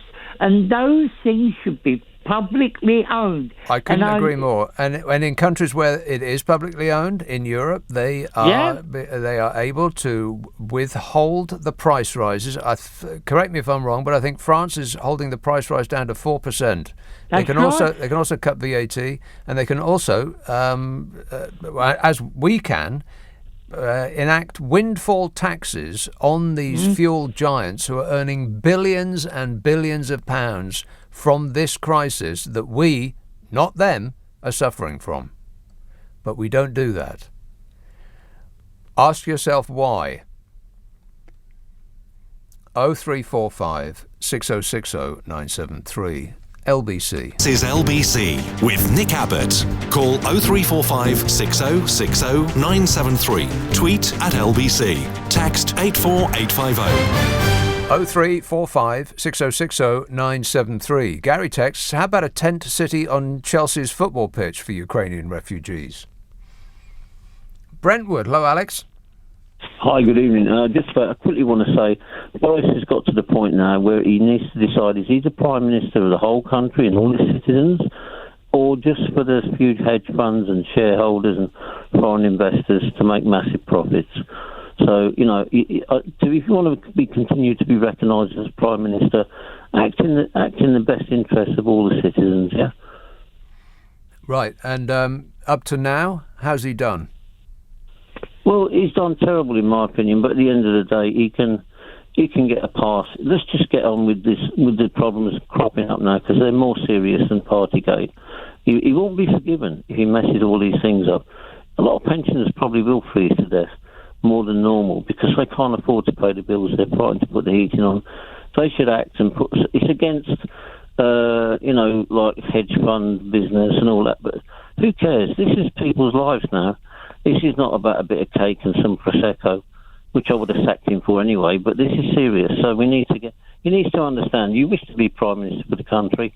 Act in the best interest of its most vulnerable citizens, the pensioners. All right. Thanks, Alex. Of course, its most vulnerable citizens, the pensioners, are the people that put the Conservative Party in power. If you take the pensioner vote out, Jeremy Corbyn would have been our Prime Minister. Estelle texts, many people are just not going to be able to pay their gas and electricity bills. It seems we're going to be a nation deeply in debt. Defeats the purpose of trying to boost the economy post-COVID. Linda says, we need to increase the land mass of the UK. The UK is not big enough, says Linda. Refugees all over the world want to come to the UK. If we're not careful, we will lose more quality of life. Well, refugees from all over the world, that may be true, but I think the implication of what you're saying, Linda, is that all of the refugees from all over the world want to come to the UK.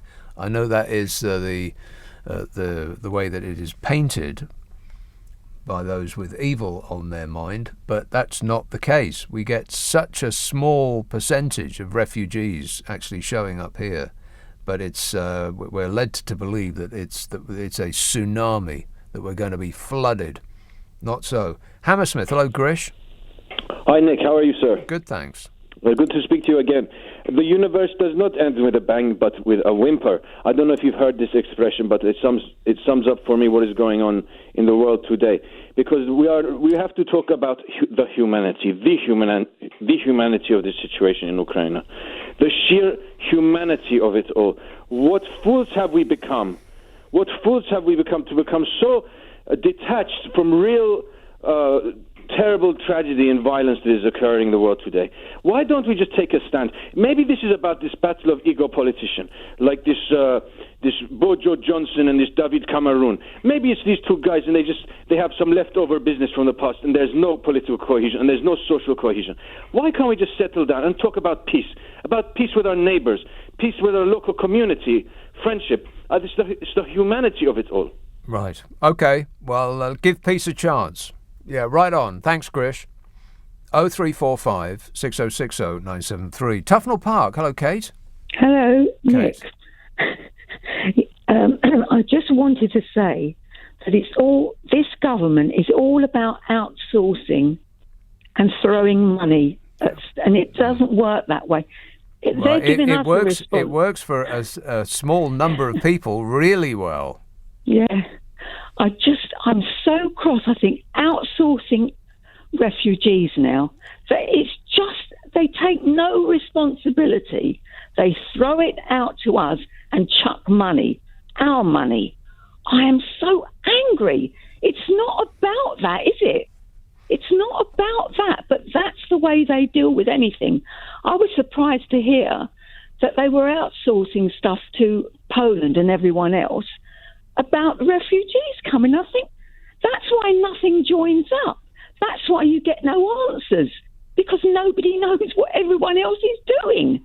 It's ridiculous. I think that the outsourcing thing is that, highly suspiciously, to my eyes, there's a very small number of companies that appear to get all of the contracts that the government is giving out, regardless of their performance on previous contracts. The government can find itself suing the same company for its ineffectual handling of its last contract while signing another contract for £100 million to the same company that it's suing.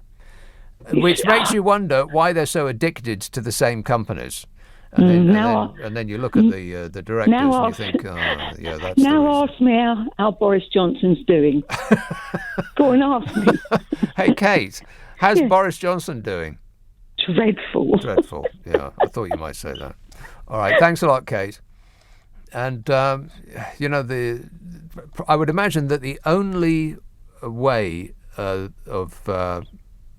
being able, for a government, being able to take the money from the poor and trickle it up to the rich, outside the best circumstance in which to do that, outside of a pandemic, is a war. Keep your hands on your wallets. Coming up, I will continue to take your calls on the conflict. How can we prevent further bloodshed in Ukraine? Is it possible to do that? Are we as impotent as perhaps it looks? And we're cross live to the States as President Biden announces $200 million worth of weapons for Ukraine's defense. But meanwhile, Russia says that any munitions from the West are now a viable target for his troops. 0345 6060 973. Are we really doing all we can? Is this it? 0345 6060 973 LBC.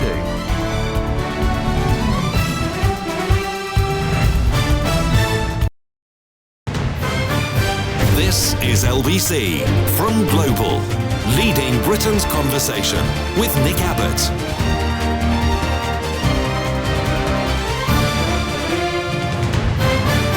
3 minutes past midnight, this is Nick Abbott on LBC. Today, President Biden has authorised more weapons to be sent to defend the Ukrainian military, but will this be enough to actually affect a positive outcome for Ukraine? And what do we in the West need to do next? What can we do? 0345 6060 973. David Smith is the Guardian's Washington bureau chief and joins me now. Hello, David. Hello. Now, $200 million from America, it was just announced by President Biden. It sounds like a lot, but in the world of weaponry, does it actually go very far? I think it will certainly help, but it's not going to change the course of the war necessarily. The US likes to point out, I think over the past year or so, it's provided about $1 billion worth of security assistance, and I think they would say that has certainly played a role in this surprisingly strong Ukrainian defense against Russia. The Russian military really seems to have underperformed, and the Ukrainian military and civilian volunteers have overperformed, and it's been a much harder fight than Vladimir Putin expected. So I think the US funding and the support of other nations has assisted with that, but certainly Zelensky, the Ukrainian president, would be the first to say we need more, and in particular, of course, he's calling for a no-fly zone, which the US and NATO is not willing to provide. Yes, Biden's been quite clear about that, hasn't he? In fact, he went further and nixed the idea of getting in jets to Poland and then across the border. What was that about? Yeah, and it's interesting. I think that's the one point so far where you can see even supporters of Biden and NATO's approach raising eyebrows, wondering if maybe that's quite the right thing. Basically, Ukraine said, if you won't give us a no-fly zone, then at least provide us with some of these Soviet-era MiG fighter jets, which Ukrainian pilots know and understand and are capable of flying.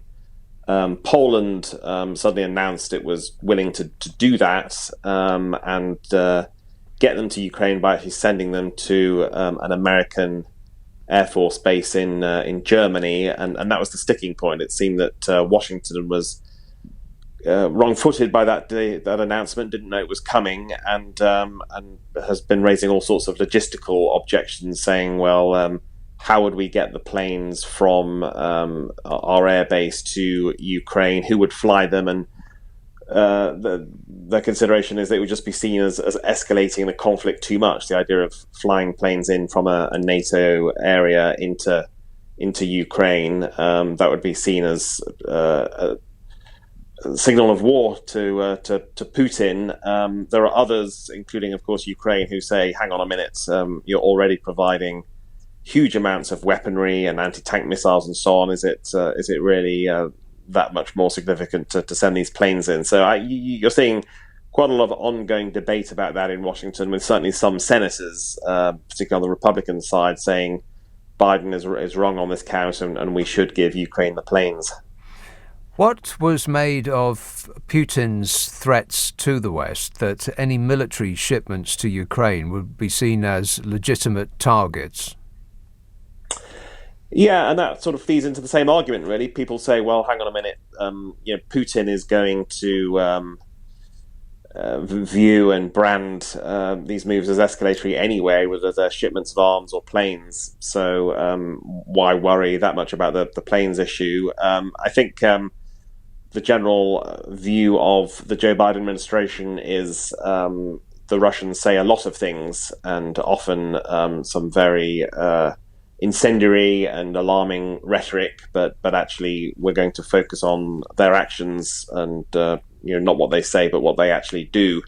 So there's not too much concern about Putin's saber rattling over that. And what's the thinking in America about what you described earlier on, the sort of underperformance of the Russian military? What do they put that down to?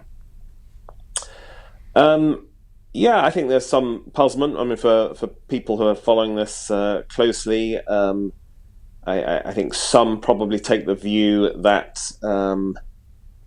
this is a kleptocracy run by a narcissistic, somewhat irrational figure in Vladimir Putin, and often in those contexts, militaries are not run particularly well. They're, the equipment is neglected. People are underpaid, underfed.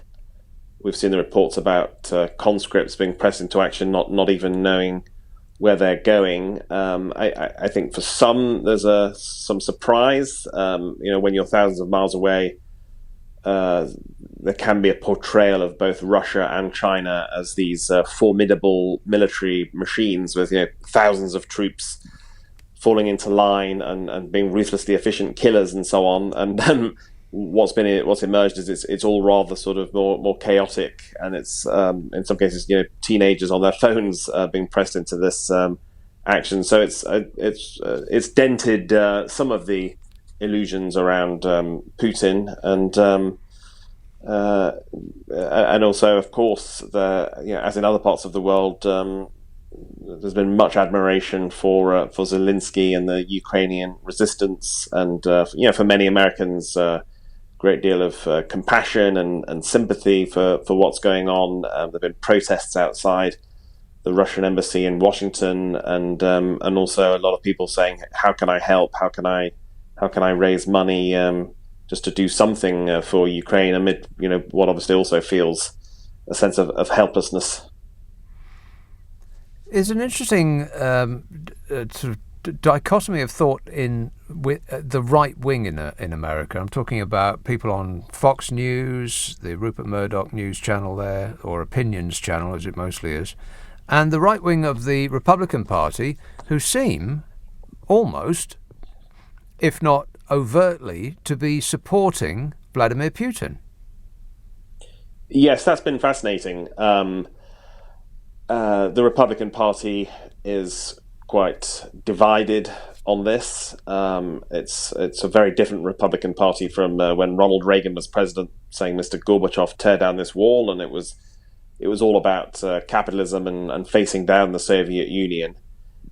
You still have probably a majority of that party who have been very clear in denouncing Putin, and indeed quite hawkish and pushing Biden to do more, and certainly now urging Biden to send in these Polish planes and maybe a no-fly zone, be more aggressive. But yes, on the right of the party, particularly the Donald Trump faction, if you like, for years there's been some sympathy and admiration for Putin, and obviously there's a whole backstory there with Trump. There's years of refusing to criticize Putin over anything, and even recently praising him as smart and savvy. Trump is still reluctant to criticize Putin, but others, I think, have toned it down and realized as these atrocities are carried out, this humanitarian catastrophe, they just can't get away with praising him. And interesting, the point you mentioned earlier about the inadequacy of the Russian military, I guess that also sort of, for them, dents the illusion that this is such a great sort of strong macho way to operate in the world. It's not a good look for dictators, but certainly on the far right in America, the white nationalist Christian right, there's been a lot of worship of Russia as the sort of savior country of white nationalism and admiration for them. So some of them have gone quiet a little bit for now. Some of the Fox News hosts are struggling to deal with this new reality, and it does also raise question marks over Donald Trump's America First policy of isolation, because so far this has all been about multilateral institutions and standing with Nato, and Trump's policies don't look quite so clever. It's impossible to talk to a reporter from America without mentioning the screaming Mimi, the tangerine dream, and you have already. Just on a sort of tangential note, there appears to be a suspiciously large amount of money coming from sources unknown into the election, which of local officials who call the vote count on election night, something that previously nobody was really very interested in until Donald Trump came along, and as he is continuing to do, pretend that the election was stolen from him, and all he needed to do was to get the officials to call it for him, and he would still be president. What do you know about that? Yeah, and actually one of my colleagues at The Guardian has just written a story about that, in particular the positions of Secretary of State, which most people around the world don't really know or care much about. And in fact, most people in America have seldom taken much notice of these positions. They're often a formality and fairly neutral roles of little interest, but suddenly they could be very pivotal to the way elections are run. The Secretary of State in somewhere like Georgia has huge sway over which votes are counted, which are not, how the results are tabulated. And we saw that in the 2020 presidential election. And certainly the critique now, the worry is that Republicans loyal to Trump are trying to install people as Secretary of State who are likely to bend future elections in his favor. These are people who support Donald Trump's big lie that the 2020 election was stolen from him. They believe these myths about voter fraud, and they could well rig the system in his favor in the future. And many of these pro-Trump people are running for office and Secretary of State, and hence, as you say, suddenly money is pouring into these races.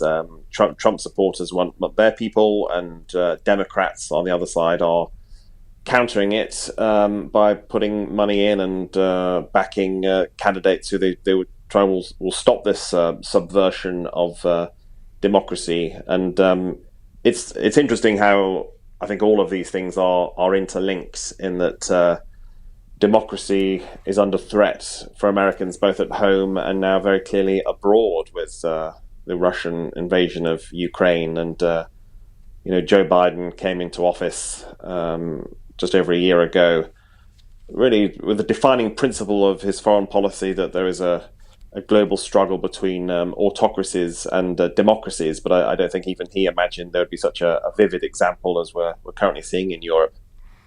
Good to talk to you, David. Thanks so much for your time. David Smith, Guardian's Washington Bureau Chief, talking to us from Washington, D.C. You are listening to LBC. It's 0345 6060 973. As we were just discussing, America is rushing through $200 million in weapons for Ukraine's defence. Jet fighters not among them. as we were just saying, the President of the United States nixed that idea for whatever reason. He didn't perhaps think that it was a good idea as far as, irritating a potentially crazy person who has his finger on the nuclear button. And there are some reports. I mean, you just don't know what to believe these days, but there was an interesting report at the top of the Mail Online about the state of Putin's mind. Putin is suffering roid rage from steroid treatment for cancer. Western spies believe his increasingly erratic behaviour, bloated appearance and absurd social distancing for visitors is the result of medical treatment.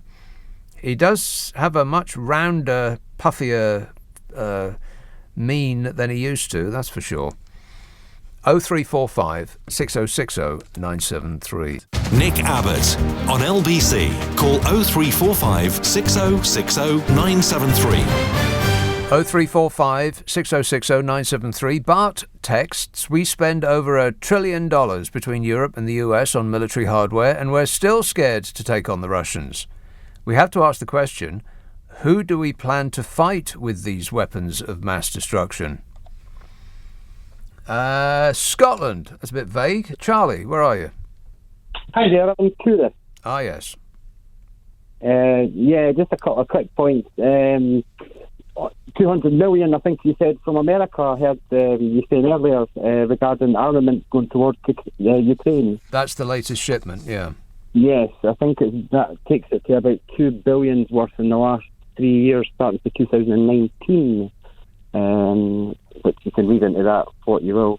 I don't think that is all arms. I'm not sure quite what went along with that, but since 2014, apparently it's been, in dollar terms, 3.2 billion America has sent to Ukraine, but I don't know quite what that amounts to, as far as products go. Yeah. I was listening before the hour to the lovely English lady when she was talking about the North Sea oil. Yeah. I think it was Thatcher that sold the oil in the 80s. She sold everything else. Yeah, she sold everything else, exactly. Which is, again, probably why Scotland hasn't voted Tory since 1955. But anyway. I think Westminster still received, or Whitehall still received, revenue from, obviously, the oil that gets extracted. I think it's to the tune of £450 billion over the last 40 years. Right. And I'm not too sure what they've done with that, to be honest. But the lady was talking about the one girl that was obviously struggling to pay her bills, and she's surrounded by oil fields and gas fields. I think the majority, in fact, I'd go as far to say is over 80-90% of Scots have felt like that for a long time, we see it all around us. We see the rigs getting built in the Forth and things, and it's just weird that we're such a rich, resource-rich sort of nation, yet we pay probably the most, I think, or practically the most over the UK, especially over the Europe. It's certainly over the Europe, but it's difficult to take sometimes. Yeah, I know exactly what you mean. And the more you look into it, the worse it gets. I think to decommission an oil well, I think we, the public, pay for that. The profits are privatised. The costs come from the public purse, in much the same way as the vaccine. The vaccine for COVID was created almost entirely with public money. Mm-hmm. The profits that the various companies made from it were privatised. We didn't see any of that. We paid for it, and then we bought it with public money, but the profits rest with the companies. So that seems to be the way it goes in this country, that those that have get more, and those that don't get nothing. Thanks, Charlie. 0345 6060 973. Joan texts, Biden, Harris, Pelosi et al. Are quite happy to see thermonuclear war in mainland Europe. I'm not sure that's true, Joan. Quite happy to see thermonuclear war in mainland Europe. He won't do a single thing that might result in nuclear missiles raining down on American western and eastern seaboards. Putin now knows this to be a fact. I think that if there's thermonuclear war in mainland Europe, then pretty much that's it for humankind. I don't think you can restrict the fallout, both literally and figuratively, to mainland Europe if we have a nuclear war here. I think that's curtains for humans everywhere. It certainly is curtains for your people's way of lives. I mean, apart from anything else, this dust cloud will be blown into the atmosphere that will block out the sun. So it will be freezing cold and pitch black. And there won't be any jobs because there won't be any electricity, and there won't be any gas, and there won't be any water, and there won't be anything for anybody to do because money won't buy you anything anymore because there won't be any goods and there won't be any shops. Shall I go on? Doncaster. Hello, Tony. Hello, Nick. Tony. I get the feeling that we've been led down a line of support where on the one hand you've got romance and on the other hand you've got apocalypse. Romance? And, explain the romance? Well, like supporting the underdog. Oh. The small country with the small army with no equipment to speak of is going to topple a big army with tanks coming out of the rear holes, planes, and all the rest of it, rockets. And it seems to think that we've settled for the fact that the Ukrainian army are going to put up one hell of a fight against the Russians. But the truth of it is that at the end of the day, the Russians are going to win. Well, it depends what you mean by win. If by win you mean take over a functioning country, that seems to be more unlikely by the day. If by win you mean create a wasteland, well, that is in their gift.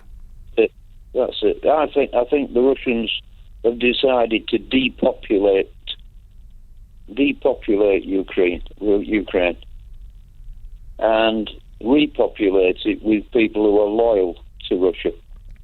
Well, the depopulation part I can buy. The repopulation part, that's going to be incredibly expensive and difficult. There's going to be precious little left. Because every city is just going to be reduced to a pile of rubble.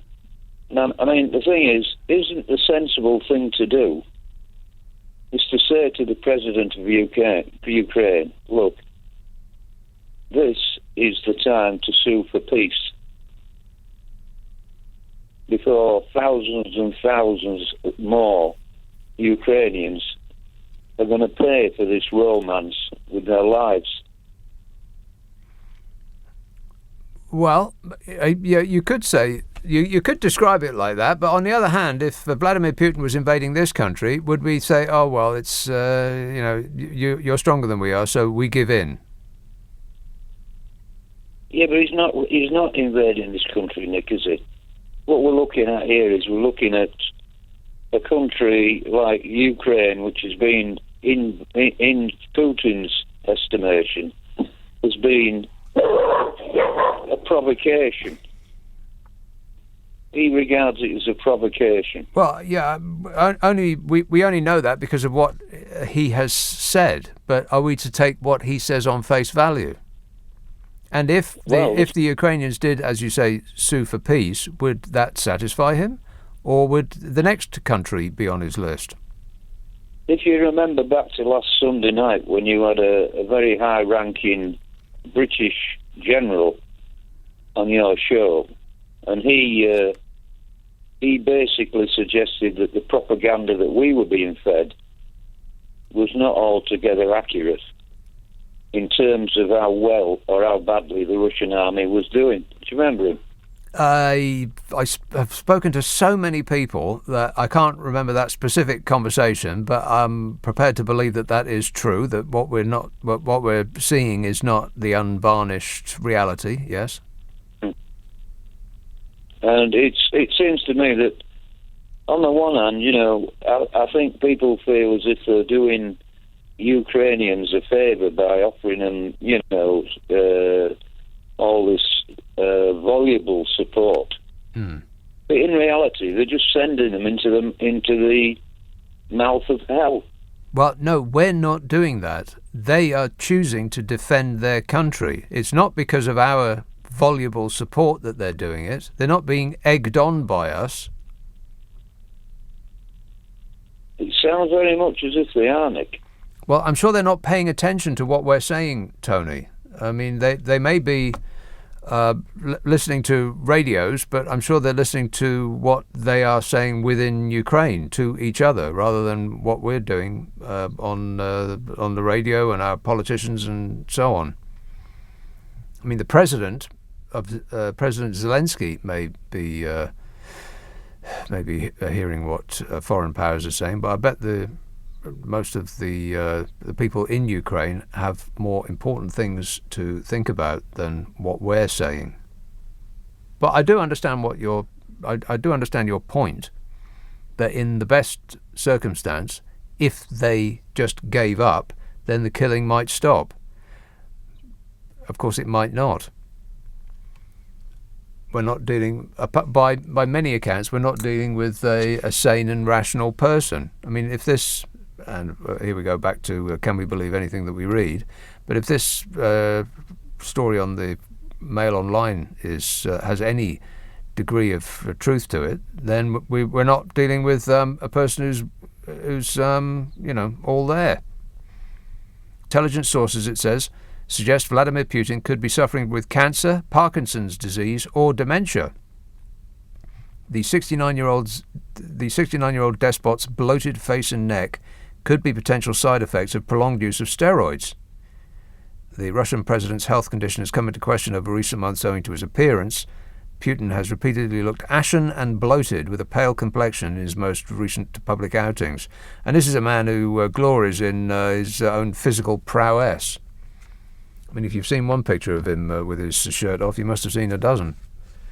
0345 6060 973. You can text 84850. Email nica@lbc.co.uk. If you're on Twitter, it's @LBC. It's 12:30, the news headlines on LBC with Serena Farrow. Leading Britain's conversation. LBC with Nick Abbot. 0345 6060 973. Armand texts, considering the government pays up to £200 a night for migrants to stay in a hotel, why do the government think it's okay to offer £350 a month for someone to allow a Ukrainian to stay in their spare room? Then there's the cost of living crisis. That is getting worse. Someone is being short-changed here, says Arman. Edinburgh. Hello, Trevor.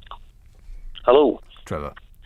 Just wanted to say that there was somebody speaking today at a meeting that I was at about the war thing, this Ukraine thing, and he was saying that he believed, I don't know where he read it, he said he read it on the internet, that NATO wants to start a third world war. And I said to him, I was speaking to him, I said, what are you talking about? Why on earth would NATO, the North Atlantic Treaty Organisation, want to start a third world war? I said they would have to be clinically insane to do that, because if he started a third world nuclear war, which he was saying they wanted, and they said that there was all sorts of allegations that Ukraine had nuclear bombs. I said, well, I've never heard any evidence to say Ukraine has nuclear bombs, and if there are bombs there, they must. I don't know who they belong to, but it was just a crazy thing. And I thought that at the meeting, people were just burned out talking about it. People were saying that it's got to a point now where there's been so much news coverage of Ukraine that people are actually starting to become indifferent to it. Maybe this is what happens in life. Maybe if something happens to you that's bad, or something happens in the world, and it's over broadcast, which is on the news 24/7 for God's sake, and you keep seeing the same images of people leaving Ukraine. It's a dreadful situation, and it's very, very humanly painful. But I think that we're now in a world in the 21st century where these things are they're almost becoming commonplace, this kind of thing, this brutality of people, police beating people up, people getting murdered, the George Floyd thing. Well, you become inured to it. If it is the same stimulus, regardless of what sense it is that you are testing, if you continue to have the same stimulus, then you don't notice it anymore.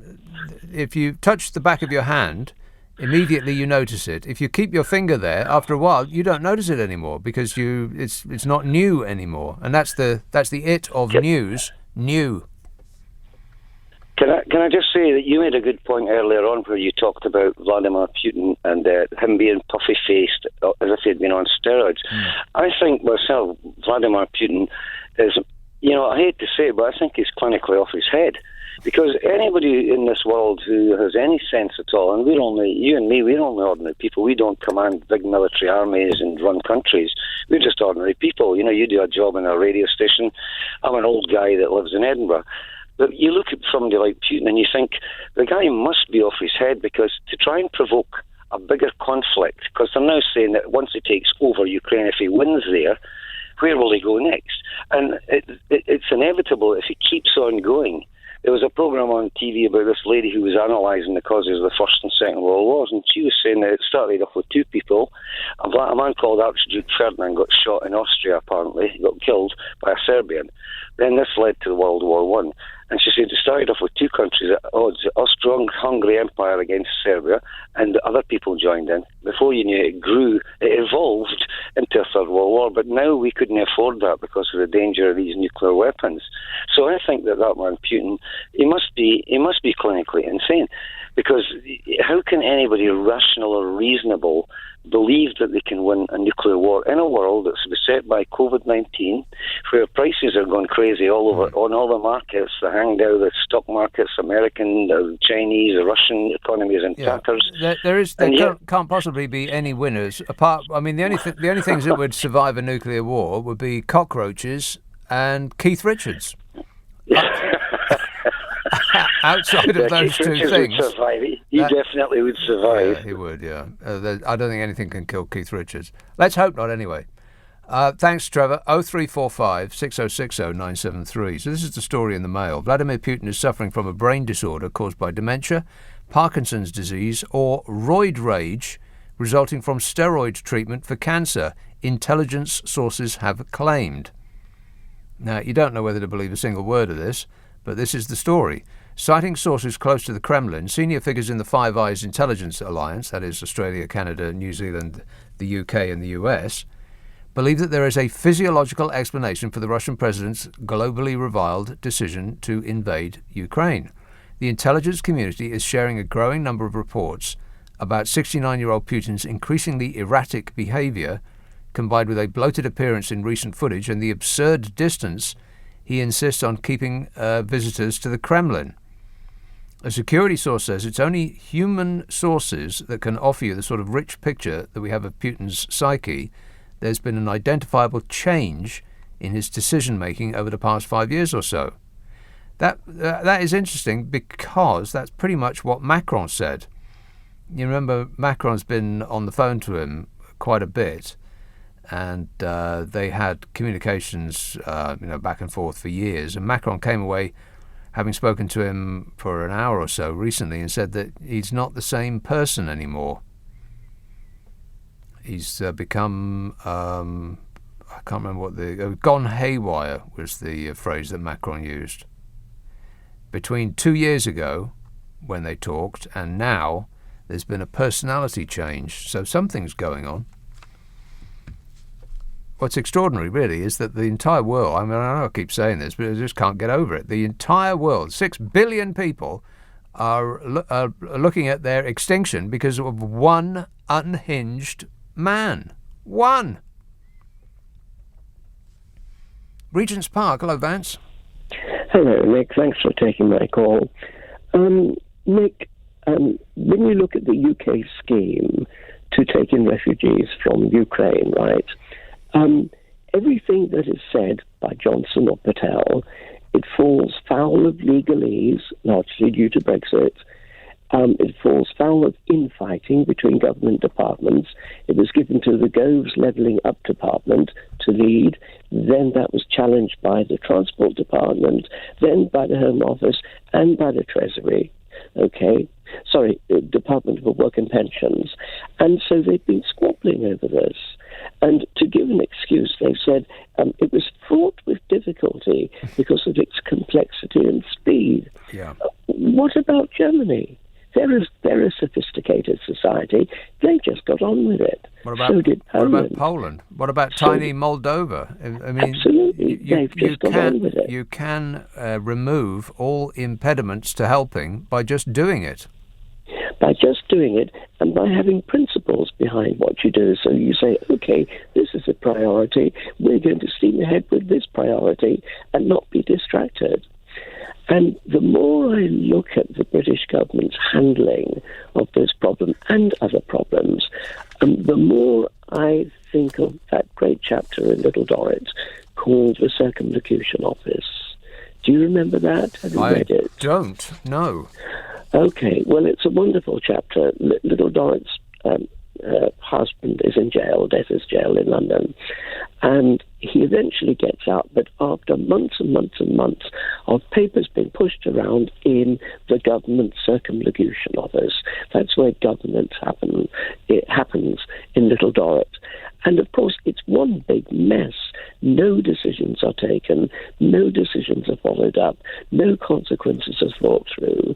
It's a brilliant description of Boris Johnson's mode of government. Well, I'm not sure. I don't buy that. It's a mistake. They're being inept. If only they'd thought it through more clearly, because that implies that it is not what they were intending. I think that it is what they were intending. It is what they were intending, and it is what the Circumlocution Office was intending as well. Right. It was intending to stymie every single bit of initiative within the government. So that it's not working badly. Their plan is working very well. Hardly any at all have arrived here yet.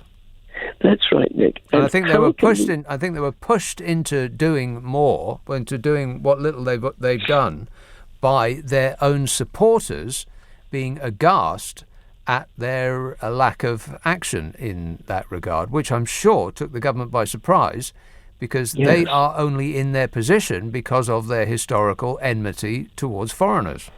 Yes.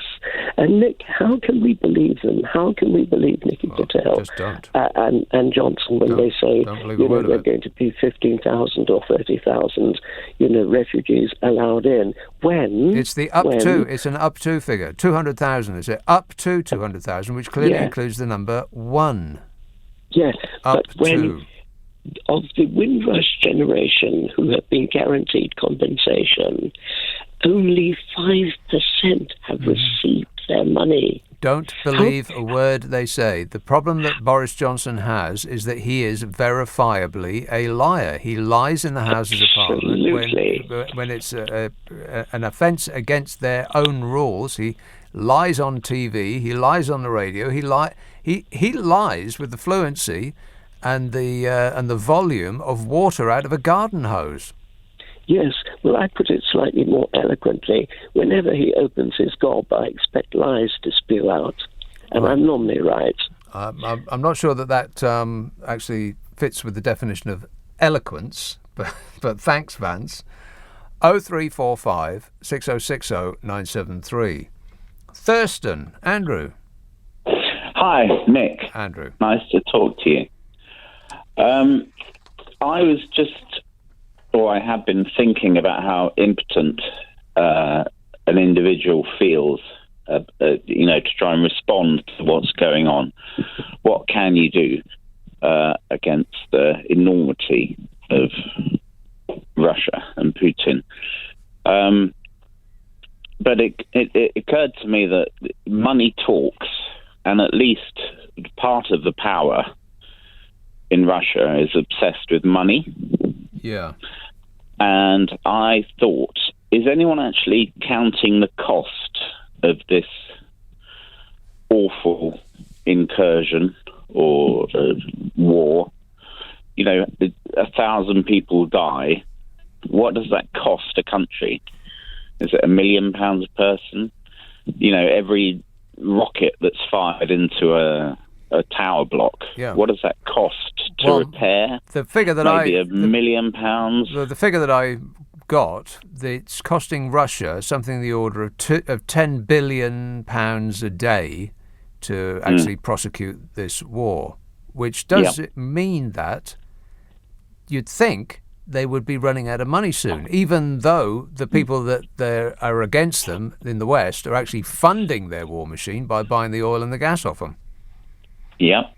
But looking at it from the other side, what is it going to cost, assuming that we don't end up obliterated and Armageddon happens, fingers crossed. But if Ukraine has to be rebuilt stone by stone, brick by brick, how much is it going to cost to repair the infrastructure and the damage? And is there any way of conveying to the Russians or the oligarchs, the technocrats, that there is going to be a comeuppance, there is going to be a reparation? You know, every missile they fire is going to cost them economically, you know, in the long term. Yes. Well, it's cost them an enormous amount so far, such that their stock market didn't open all week. I don't think it opened the previous week either, for fear of what's going to happen when it does. But in 10 years' time, when Kiev needs to be rebuilt and every church has to be repaired and restored and all the rest of it, why should that cost be borne by anyone other than the Russian government? Right. Well, I mean, it doesn't seem beyond the realms of possibility that in let's say 10 years, when hopefully this is, calmed down to some sort of resolution, that if the Russians want to take part in the worldwide financial system again, then they're going to have to do just that, cough up reparations. It's going to cost them a couple of Fabergé eggs and all the bank accounts of the various oligarchs and Putin himself. Thanks for that, Andrew. 0345 6060 973. Text 84850. Email nick@lbc.co.uk. If you're on Twitter, it's @LBC. This is LBC with Nick Abbott. Call 0345 6060 973. Tweet @LBC. Text 84850. 0345 6060 973. Orpington. Hello, Ray. Hi, Nick. Before you focused on it, the reason I called in primarily was because it occurred to me, if Putin is suffering from dementia, presumably the French and German leaders must notice something during those marathon conversations, or do his translators skate over it? Of course, with Biden, any mispronunciation or misplaced word is obvious to one and all. But Putin could be spouting gibberish, and only those fluent in Russian will pick up the telltale inflections, or perhaps assume sense and translate accordingly, a bit like a kind of sophisticated spell check. Yes. Macron came away from the last conversation with Putin and said that in some respects Putin had gone haywire. He was a different person. Yeah, I didn't hear that, but I mean that would concur with what I was saying. But I noticed he is now to call in some favours from his mate Assad. Yeah. He literally needs some of his soldiers to add to the cannon fodder. You know the phrase, of course, a Pyrrhic victory. He defeats Ukraine, but at what cost? The economy's shot, reputation, such as it was, is shot, and a lot of his soldiers are shot and blown up. But I think Moldova is next on his wish list. It's not in NATO, it's not in the EU, it's a menacing neighbour to poor quivering little Transnistria, exactly the same sort of situation as he had with the Donbass in Ukraine. And what will poor NATO do then? I mean, I don't have any solutions.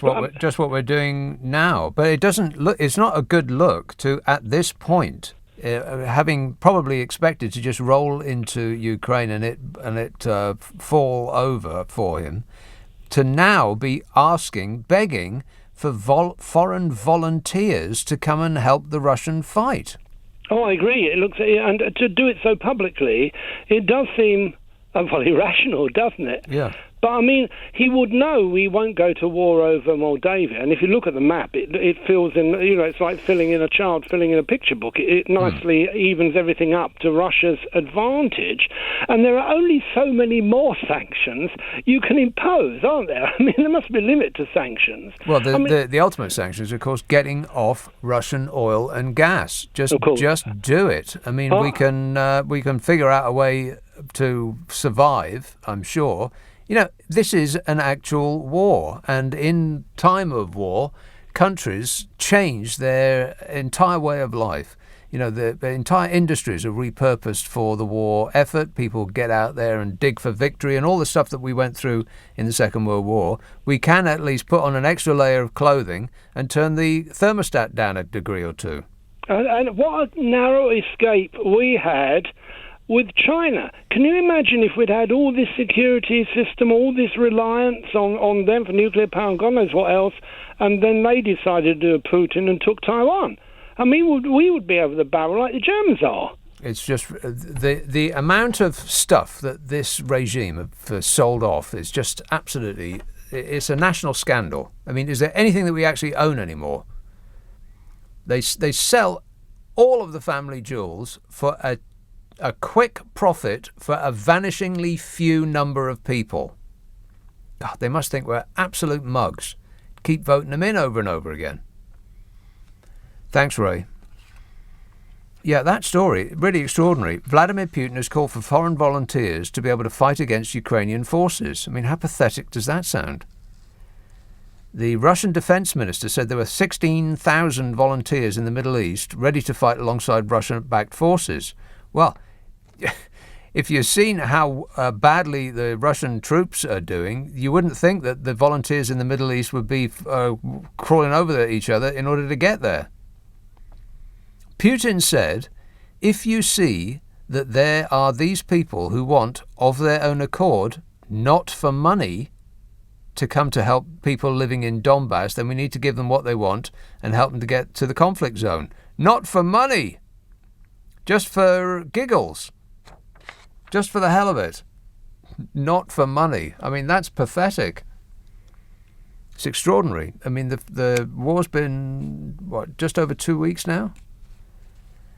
And Russia, absolutely nothing is going their way. Unless the plan now is to just create a wasteland. And there's precious little that you can do, or that we can do, apparently, to stop that happening. Victoria, hello, David. Hi. Actually, I think there is something we can do. We need to be looking towards a post-Putin world. Somehow we've got to get through to some people in Russia, the top military guys, and say, look, what are you actually going to achieve by flattening Ukraine or starting World War III by using nuclear weapons? Because there will be no Ukraine, there will be no Russia, there'll be no world. So is that what they want? I don't believe it is. Putin might want it, but there are people in Russia who don't. So we need to sort of try and get through to them. Putin is responsible for the world's woes, isn't he? So talking about everything else is sort of secondary, really. I would be surprised. He's got to go. Well, I agree, but I would be surprised if there weren't already like top secret moves in that regard. I mean, some way of contacting them. So would I. But we'll never know, of course, because that's beyond our pay grade. I certainly hope what you're saying is correct, because the whole world, as you said earlier, can't be held to ransom by one man. It's just the whole thing's madness. And the people around Putin, of course, I mean, they're not a different species. They're human beings, and they have families, and they have houses, and they have happy lives, and all of the rest of it. So they don't want to lose all of that. They don't want to get incinerated in a nuclear blast. They don't want to live the rest of their lives in perpetual darkness and freezing cold. As scavengers after a nuclear holocaust. So you'd think that eventually somebody's going to do something about him. I mean, he can't isolate himself from all human beings, can he? Thanks a lot, David. Jake texts, energy companies cannot turn off gas or the electric supply without going to the magistrate's court, which they are very reluctant to do if the household is vulnerable. As a lawyer, I'm in court nearly every day, so I know that this is the process. Right, but the implication of that then, Jake, is that companies do go to court to turn off people's gas or electric supply. And I would imagine that they would succeed. I don't know, but I would be surprised if they didn't. Jason says, their plan, fight and fight and fight until they win. Our plan, hope they can last long enough for Russians to remove Putin. Yeah, that might be about right. You might have summed it up there, Jason. I'm going to be back tonight at 10. Ian Payne is here from 4, but first it's Clive Ball. Nick, thank you. Coming up after the news, with energy bills set to rise 14 times faster than wages, is it time for the UK to take a new